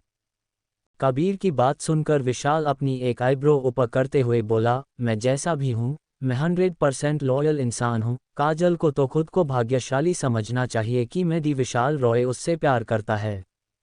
विशाल की घमंड भरी बातें सुनकर कबीर के चेहरे पर एक डेविल स्माइल आ गई और वह उसके पीछे की तरफ देखकर बोला, अरे काजल, तुम अभी तक गई नहीं, तुम यहाँ क्या कर रही हो? कबीर की बात सुनकर विशाल के माथे पर पसीना आने लग गया। हे भगवान, कहीं इसने मेरी बातें तो नहीं सुन ली। अरे अब मैं इसको कैसे मनाऊं? विशाल डरते हुए पीछे मुड़ता है, लेकिन उसके पीछे कोई नहीं था। विशाल ने गुस्से में कबीर की तरफ देखा जो विला की तरफ हंसते हुए भाग रहा था। वह हंसते हुए पीछे मुड़कर ये कहना नहीं भूला, अगर इसी तरह से हरकत करता रहा और उससे डरता रहा तो वह तुझे कभी नहीं मिलेगी पागल, और उसे वह सूरज उड़ा ले जाएगा। कबीर की बात सुनकर विशाल अपने मन में बोला, ऐसा कभी नहीं हो सकता, मेरी काजल को मुझे कभी कोई दूर नहीं कर सकता। कपूर विला। आज प्रीति के चेहरे पर जो खुशी छलक रही थी, आज से पहले किसी भी घर वालों ने उसे इतना खुश नहीं देखा था। मीना जी, कुसुम जी, चंद्रिका जी, पूनम, सारा और पद्मिनी सारी लेडीज हॉल में बैठी हुई थी। वहां बैठी सारी लेडीज की नज़र विवेक और प्रीति पर गई जो मुस्कुराते हुए घर के अंदर आ रहे थे। विवेक और प्रीति उन सब के बीच में ही आकर बैठ गए। चंद्रिका जी ने विवेक को अपने पास बिठाते हुए कहा, कबीर की सगाई अच्छे से हो गई ना? हम तो उस लड़की से मिल नहीं पाए, लेकिन हम अगली बार जरूर मिलेंगे। दादी, आप उस लड़की से पहले भी मिल चुकी है, वह रोशनी की फ्रेंड गागी है जो आपके बर्थडे पार्टी में आई थी। विवेक की बात सुनकर वहां बैठे सब लोग हैरान हो गए। कुसुम जी एक्साइट होते हुए प्रीति का हाथ पकड़कर बोली, बेटा, अगर वह रोशनी की दोस्त है तो वहां पर रोशनी भी आई होगी। अगर मुझे पहले पता होता तो मैं भी सगाई में जाती। तुम उससे मिली? और क्या विक्रम भी वहीं पर था? क्या उन दोनों ने एक दूसरे से बात की? सारा और पद्मिनी को कुसुम जी की कोई बात समझ में नहीं आ रही थी। वह दोनों कभी एक दूसरे को देखती तो कभी कुसुम जी और प्रीति को। रोशनी का नाम सुनकर दादी माँ का ध्यान भी कुसुम जी और प्रीति पर चला गया। दादी माँ ने भी अपनी कमजोर आवाज में पूछा, प्रीति बेटा, वो कैसी है? वो एकदम ठीक है दादी माँ, और मैंने उन्हें आपकी बर्थडे पार्टी पर इनवाइट भी कर दिया है। दूसरी तरफ से विवेक बोला। विवेक की बात सुनकर दादी माँ खुश हो गई, ये तो तूने अच्छा काम किया। कुसुम जी ने भी खुश होकर कहा, हाँ, आज तूने मेरे मन का काम किया। तेरी माँ भी आज तुझसे बहुत खुश है। विवेक ने दोनों की तरफ देखकर बस हल्की स्माइल कर दी। दीदी, वैसे आज आपके चेहरे पर मुस्कान, ये हंसी किस बात के लिए? प्रीति खुश होकर बोली, ये तुझे कुछ दिनों बाद पता चल जाएगा। कुछ दिनों बाद क्यों? अभी क्यों नहीं? मुझे अभी जानना है। प्रीति पूनम के गाल पर हाथ रख कर बोली, हर चीज में जल्दबाजी नहीं होती, थोड़ा सब्र भी रखना चाहिए। प्रीति की बात सुनकर पूनम के दिल में तो कुछ और ही घूमने लगा। सारा और पद्मिनी अपनी आंखें रोल करके उन सब की बातें सुन रही थी। सारा और पद्मिनी फोन का बहाना करके वहां से उठकर चली गई। पद्मिनी के रूम में, आंटी, क्या आपको पता है कि ये रोशनी कौन है, जिसके लिए ये बुढ़िया भी इमोशनल हो गई? और वह कुसुम आंटी, वह तो इतनी खुश हो रही थी जैसे उन्हें कोई खजाना मिल गया हो। मुझे नहीं पता कि रोशनी कौन है और ना ही मैंने पहले इसका कभी जिक्र सुना है। और तुम उसके बारे में क्यों सोच रही हो, हमारा उससे क्या लेना देना। सारा कुछ सोचकर बोली, हाँ आंटी आप सही कह रहे हो, हमारा उससे क्या लेना देना। वह दोनों कुछ और बात करती तभी उनके रूम में नॉक होता है। अंदर आ जाओ। रूम के अंदर वही नौकरानी आती है जो कुछ दिनों पहले पद्मिनी से पैसे मांग रही थी। पद्मिनी गुस्सा होकर बोली, तुम यहाँ पर क्या कर रही हो। मैडम जी मुझे अभी 1 लाख रुपए की ज़रूरत है। पद्मिनी आंखें चौड़ी करके बोली, ये तुम क्या बोल रही हो, अभी 10 दिन पहले ही तो मैंने तुम्हें 5 लाख रुपए दिए थे, तुम फिर से पैसे लेने चली आई, क्या तुम अपनी औकात भूल गई हो। वह नौकरानी कुटिलता से हंसते हुए बोली, अरे मैडम मेरी औकात की बात ना ही करें तो बेहतर होगा, अगर मैं अपनी औकात पर आ गई ना तो आप जिंदगी भर जेल में चक्की पीसोगे। शायद तब आपको मेरी औकात पता चल जाए। उस नौकरानी की बात सुनकर पद्मिनी अंदर से थोड़ा सा डर गई, लेकिन उसने अपना डर अपने चेहरे पर नहीं आने दिया। पद्मिनी ने अपने बैग से 1 लाख रुपए निकाले और उस नौकरानी के ऊपर फेंकते हुए बोली, अब अपना मुंह बंद रखो। और जो यहाँ से सारा साइड में खड़ी उन दोनों का तमाशा देख रही थी, वह पैसा लेकर वह नौकरानी वहां से चली गई और उसके पीछे सारा भी चली गई। बाहर आकर सारा ने उस नौकरानी को कुछ इशारा किया, उसे समझकर वह नौकरानी उसके पीछे उसके रूम में चली गई। रूम के अंदर जाकर सारा ने दरवाज़ा बंद किया और वह पीछे मुड़कर बोली, बहुत अच्छा काम कर रही हो तुम। सारा की बात सुनकर वह नौकरानी चापलूसी करते हुए बोली, अरे मैडम इतने सालों से उनके लिए काम कर रही हूँ लेकिन कभी भी इन्होंने मुझे ठीक से पैसे नहीं दिए थे, लेकिन सिर्फ आपकी वजह से मैंने इतने सारे पैसे इन कुछ दिनों में ही काम लिए। मैं तो पहले इन मैडम से डरती थी लेकिन अब तो मुझे बिल्कुल भी डर नहीं लगता, आप तो कमाल की हो मैडम। सारा घमंड से मुस्कुराते हुए बोली, सारा का वार कभी खाली नहीं जाता, अब उन पैसों में से आधे पैसे मुझे दे दो। उस नौकरानी ने खुशी खुशी 50,000 रुपये सारा को दे दिए। थैंक यू कहकर वह नौकरानी वहां से निकलने को हुई तभी सारा पीछे से बोली, सुनो अब अपना मुंह 5 दिन बाद खोलन और उस पद्मिनी से सीधे 25 लाख रुपए मांगना। वह पैसे मांगकर यहाँ से तुम कहीं गायब हो जाना, क्योंकि उसके बाद वह पद्मिनी तुम्हें मरने की कोशिश जरूर करेगी, क्योंकि अब तुम उस पद्मिनी के लिए ज़्यादा काम की नहीं रही। और हाँ, जब उससे पैसे मांगो तो उसे एक वीडियो दिखाना जो मैंने तुम्हें भेजी है, वह तुम्हें चुपचाप पैसे देगी, उनमें से आधे पैसे मुझे देकर यहाँ से हमेशा के लिए गायब हो जाना। वह नौकरानी सिर झुकाकर बोली, जी मैडम जैसा आप कहेंगी मैं बिल्कुल वैसा ही करूँगी। उस नौकरानी के जाने के बाद सारा अपने आप से बोली, पद्मिनी आंटी उस दिन आपने मुझे पैसे नहीं दिए थे ना, आपको क्या लगा मेरे पास और कोई रास्ता नहीं है आपसे पैसे निकलवाने का। इतना कहकर वह जोर जोर से हंसने लगी। पद्मिनी के रूम में पद्मिनी फ़ोन करके शमशेर सिंह को बोलता है, शमशेर जी वह नौकरानी और बहुत ज़्यादा अपना मुंह खोलने लगी है, मुझे लगता है हमें उसे अपने रास्ते से हटा देना चाहिए। दूसरी तरफ से शमशेर बोला, वह सब छोड़ो, मुझे ये बताओ कि उस दवाई के अभी कितने डोज रह गए। पद्मिनी बोली, वह लगभग खत्म होने वाली है। शमशेर बोला, अच्छी बात है, अब हमें और ज़्यादा करने की ज़रूरत नहीं है, 10-15 दिन बाद उस नौकरानी का काम तमाम करवा देना। शमशेर की बात सुनकर पद्मिनी खुश होकर बोली, चलो अच्छा है, मुझे उससे छुटकारा मिलेगा। मुझे बताओ कि वह सारा अपना काम कर रही है ना, उस लड़की को किसी भी तरह से विक्रम को अपने काबू में करना है, कुछ भी करो, कैसा भी रास्ता अपनाओ, अब हमारे रास्ते में सिर्फ विक्रम रह गया है। पद्मिनी उदास होकर बोली, सर तो अपनी तरफ से पूरी कोशिश कर रही है लेकिन वह कमबख्त विक्रम घर पर आता ही नहीं है। पद्मिनी की बात सुनकर दूसरी तरफ से शमशेर ने फ़ोन काट दिया। इधर पद्मिनी हेलो हेलो करती रह गई, यह मेरी पूरी बात सुने बगैर ही फ़ोन काट देते हैं। दूसरी तरफ रोशनी का विला। जब सब लोग विला पहुंचे तो वहां पर सरिता आंटी, गागी की मम्मी, गागी का भाई अंजलि और उसकी दादी बैठी हुई थी। सब लोग अंदर जाकर एक दूसरे से मिले। काजल अंजलि और दादी माँ को देखकर बोली, दादी माँ अंजलि आप लोगों ने गागी की सगाई मिस कर दी। अंजलि उदास होकर बोली, इसमें हम कुछ नहीं कर सकते थे, हमारी फ्लाइट ही कैंसिल हो गई थी। फिर खुश होकर अंजलि गागी के गले लगाकर बोली, कंग्रेचुलेशंस। दादी माँ ने भी गागी के सर पर प्यार से हाथ फेर कर गागी को ढेर सारा आशीर्वाद दिया। अंजलि भी सब लोगों की तरह शौक हो गई थी बच्चों को देखकर।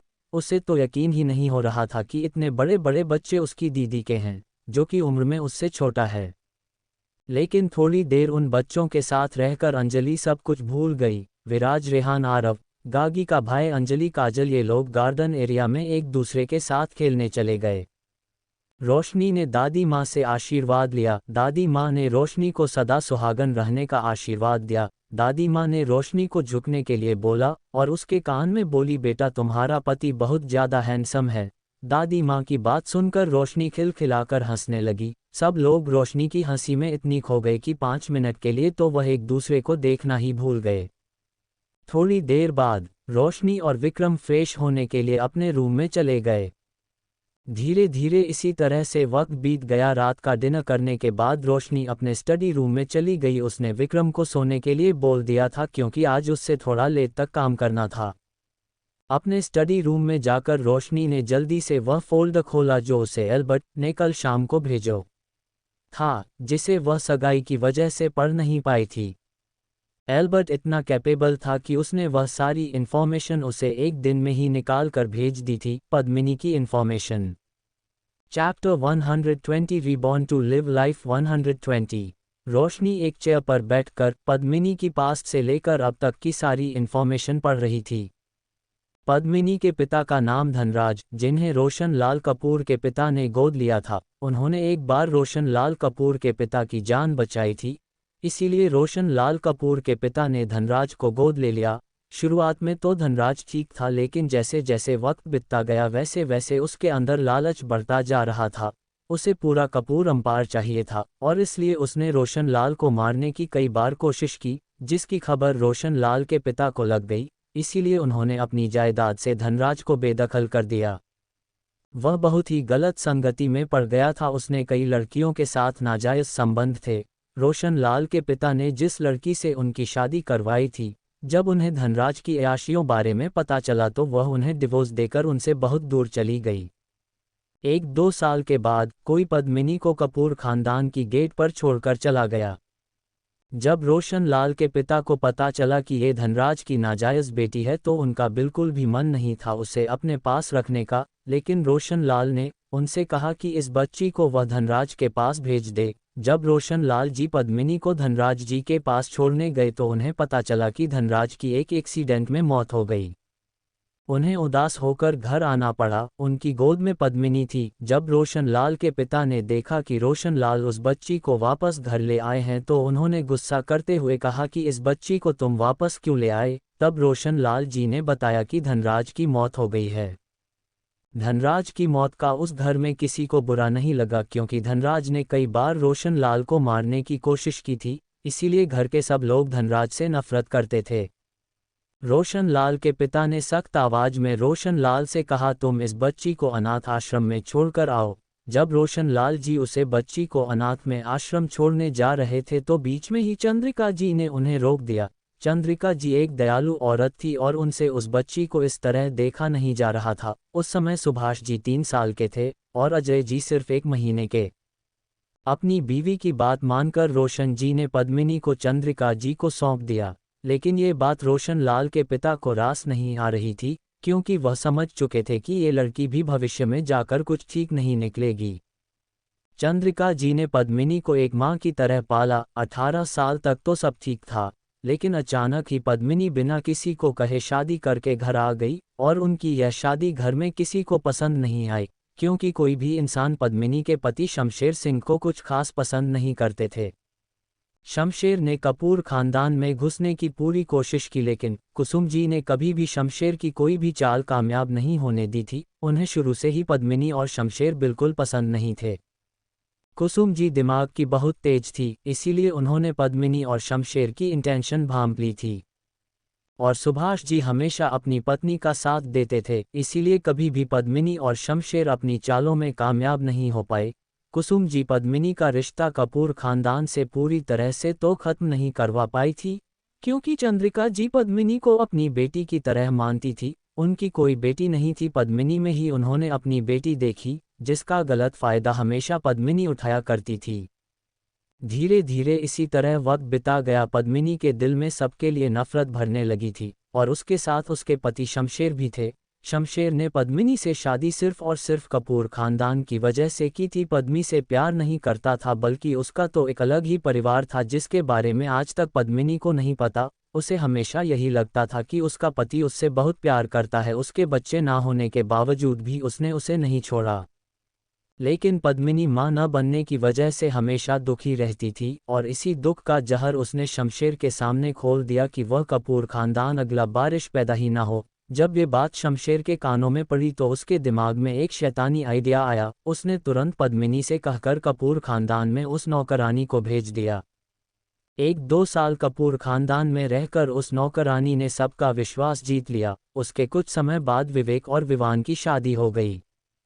शमशेर ने एक ऐसी दवाई आउट ऑफ इंडिया से मंगवाई जिसका तोड़ किसी भी डॉक्टर के पास नहीं था, इसीलिए आज तक कोई भी डॉक्टर प्रीति और पूनम का सही से इलाज नहीं कर पा रहा था। जब भी प्रीति और पूनम की रिपोर्ट आई उसमें सब कुछ नॉर्मल होता, लेकिन वह दोनों 5 साल तक मां नहीं बन पाए। पद्मिनी की सारी जानकारी पढ़कर रोशनी ने अपनी आंखें बंद कर ली। रोशनी 2 दिन पहले की बात सोच रही थी जब उसने सारा की इन्फॉर्मेशन पढ़ी थी। सारा की इन्फॉर्मेशन, सारा एक गरीब परिवार में पैदा हुई थी। जब वह बड़ी हुई तो उसके अंदर पैसों का लालच बढ़ता गया। अपने इसी लालच के चलते उसने कई लड़कों से नाजायज संबंध रखे जिनके बीवी बच्चे थे, और ऐसे कई लड़कों को अपना बॉयफ्रेंड बनाया था जिससे वक्त आने पर वह अपना काम निकलवाती थी। उसके अंदर इतना लालच बढ़ गया था कि उसने अपने परिवार वालों को भी छोड़ दिया और एक अमीर आदमी से शादी करने के सपने लेकर मुंबई आ गई, जहां उसकी मुलाकात पद्मिनी से हुई। पद्मिनी को सारा अपने काम के लिए एकदम परफेक्ट लगी। सारा के जरिए ही पद्मिनी कपूर खानदान में अपनी धाक जमाना चाहती थी। पूरे 6 महीने पद्मिनी ने सारा की ट्रेनिंग करवाए। एक रईस लड़की कैसी होती है उसे सारे मैनर्स सिखाएं। जब 6 महीने के बाद सारा पूरी तरह से एक अच्छी लड़की की एक्टिंग करना सीख गई तब पद्मिनी सर को कपूर खानदान में लेकर आ गई और सबसे झूठ बोला कि वह लंदन से आई है। सारा की इन्फॉर्मेशन पढ़ने के बाद रोशनी को पद्मिनी के ऊपर डाउट हुआ, इसीलिए उसने पद्मिनी की इन्फॉर्मेशन निकालने के लिए एल्बर्ट को बोला था। अपने ख्यालों से बाहर आकर रोशनी ने जल्दी से एल्बर्ट को फ़ोन किया। हेलो एल्बर्ट, तुमने पता किया उस दवाई के बारे में? बॉस, मैं उस दवाई के बारे में ही सारी जानकारी निकालने की 2 दिन से कोशिश कर रहा हूं, लेकिन मुझे कोई इन्फॉर्मेशन नहीं मिली। ठीक है, तुम अपनी कोशिश जारी रखो, कोई इन्फॉर्मेशन मिले तो मुझे फ़ौरन भेज देना। Okay boss.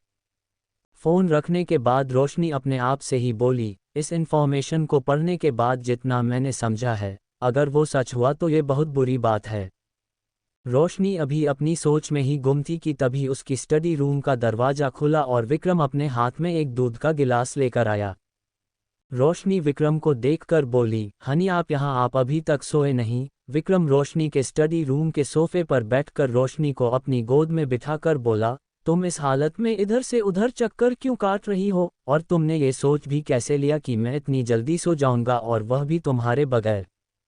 Vikram side table से उस दूध उठाकर रोशनी के मुंह की तरफ ले जाते हुए बोला, चलो अब जल्दी से इस दूध को फिनिश करो। रोशनी बच्चों जैसा मुंह बनाकर बोली, हनी मुझे दूध ज़्यादा पसंद नहीं है।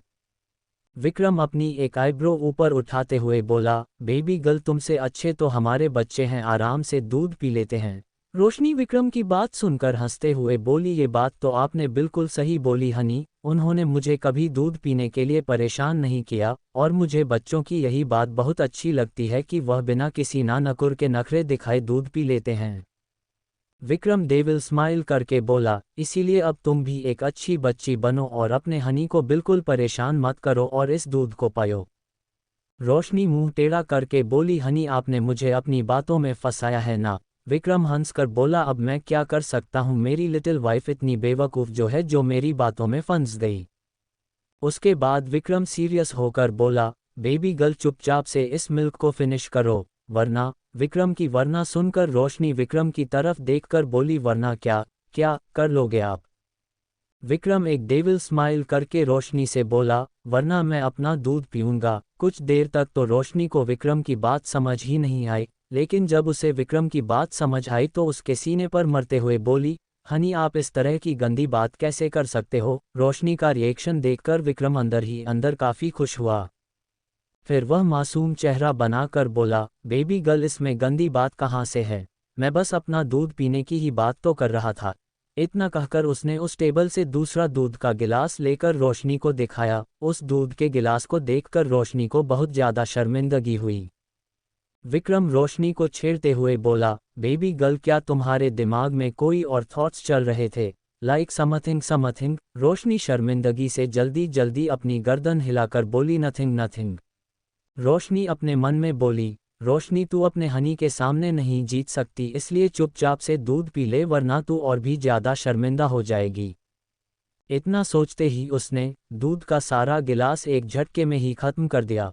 उस दूध के खाली गिलास को देखकर विक्रम मन में हंसते हुए बोला, बेबी गर्ल, मेरे पास 100 रास्ते होते हैं तुमसे अपनी बात मनवाने के लिए। दूध पीने के बाद विक्रम रोशनी को गोद में उठाकर 3rd फ्लोर की तरफ चला गया। गार्डन से अंजलि, गागी और काजल अंदर आ रही थी और उन तीनों ने वह नज़ारा देखकर कहा, हमारे जीजू तो पूरे के पूरे लड्डू हैं हमारी दी रोशनी जानू के ऊपर। उन तीनों ने एक साथ बोला। उसके बाद वह तीनों एक दूसरे की तरफ देखने लगी और फिर जोर जोर से हंसने लगी। एक दूसरे को हाई फाई देकर वह तीनों अपने अपने कमरे में चली गई, लेकिन काजल जाते जाते गागी से यह कहना नहीं भूली, तुम ज़्यादा सैड मत होना, कुछ वक्त बाद हमारे कबीर जीजू भी तुम्हें इसी तरह गोद में उठा कर ले जाया करेंगे। काजल की बात सुनकर एक पल के लिए तो गागी का मन उसके पीछे चप्पल लेकर उसे मारने का हुआ, लेकिन उससे पहले ही काजल ने दौड़कर अपने रूम का दरवाज़ा बंद कर लिया। गागी मन मारकर वापस अपने कमरे में चली गई। तुझे तो मैं सुबह में देखूंगी, काजल की बच्ची। रोशनी और विक्रम का रूम। विक्रम रोशनी को अपनी बाहों में लेकर बेड पर लेटा हुआ था। इस वक्त रोशनी के दिमाग में बहुत सारे ख्याल चल रहे थे। जब उससे रहा नहीं गया तो उसने विक्रम से कहा, हनी, अगर मैं आपसे कुछ बोलूं तो बिना किसी सवाल के आप वो करोगे? विक्रम ने बिना किसी झिझक के कहा, बेबी गर्ल, तुम मुझे बस ऑर्डर दो। रोशनी विक्रम की बात काटकर बोली, हनी, मुझे आपको ऑर्डर नहीं देना, बस कुछ है जिसका मुझे कन्फर्मेशन चाहिए। बोलो बेबी गर्ल। मैं चाहती हूँ कि कल आप, प्रीति भाभी और पूनम भाभी जो खाना और दूध पीते हैं वह मुझे चाहिए।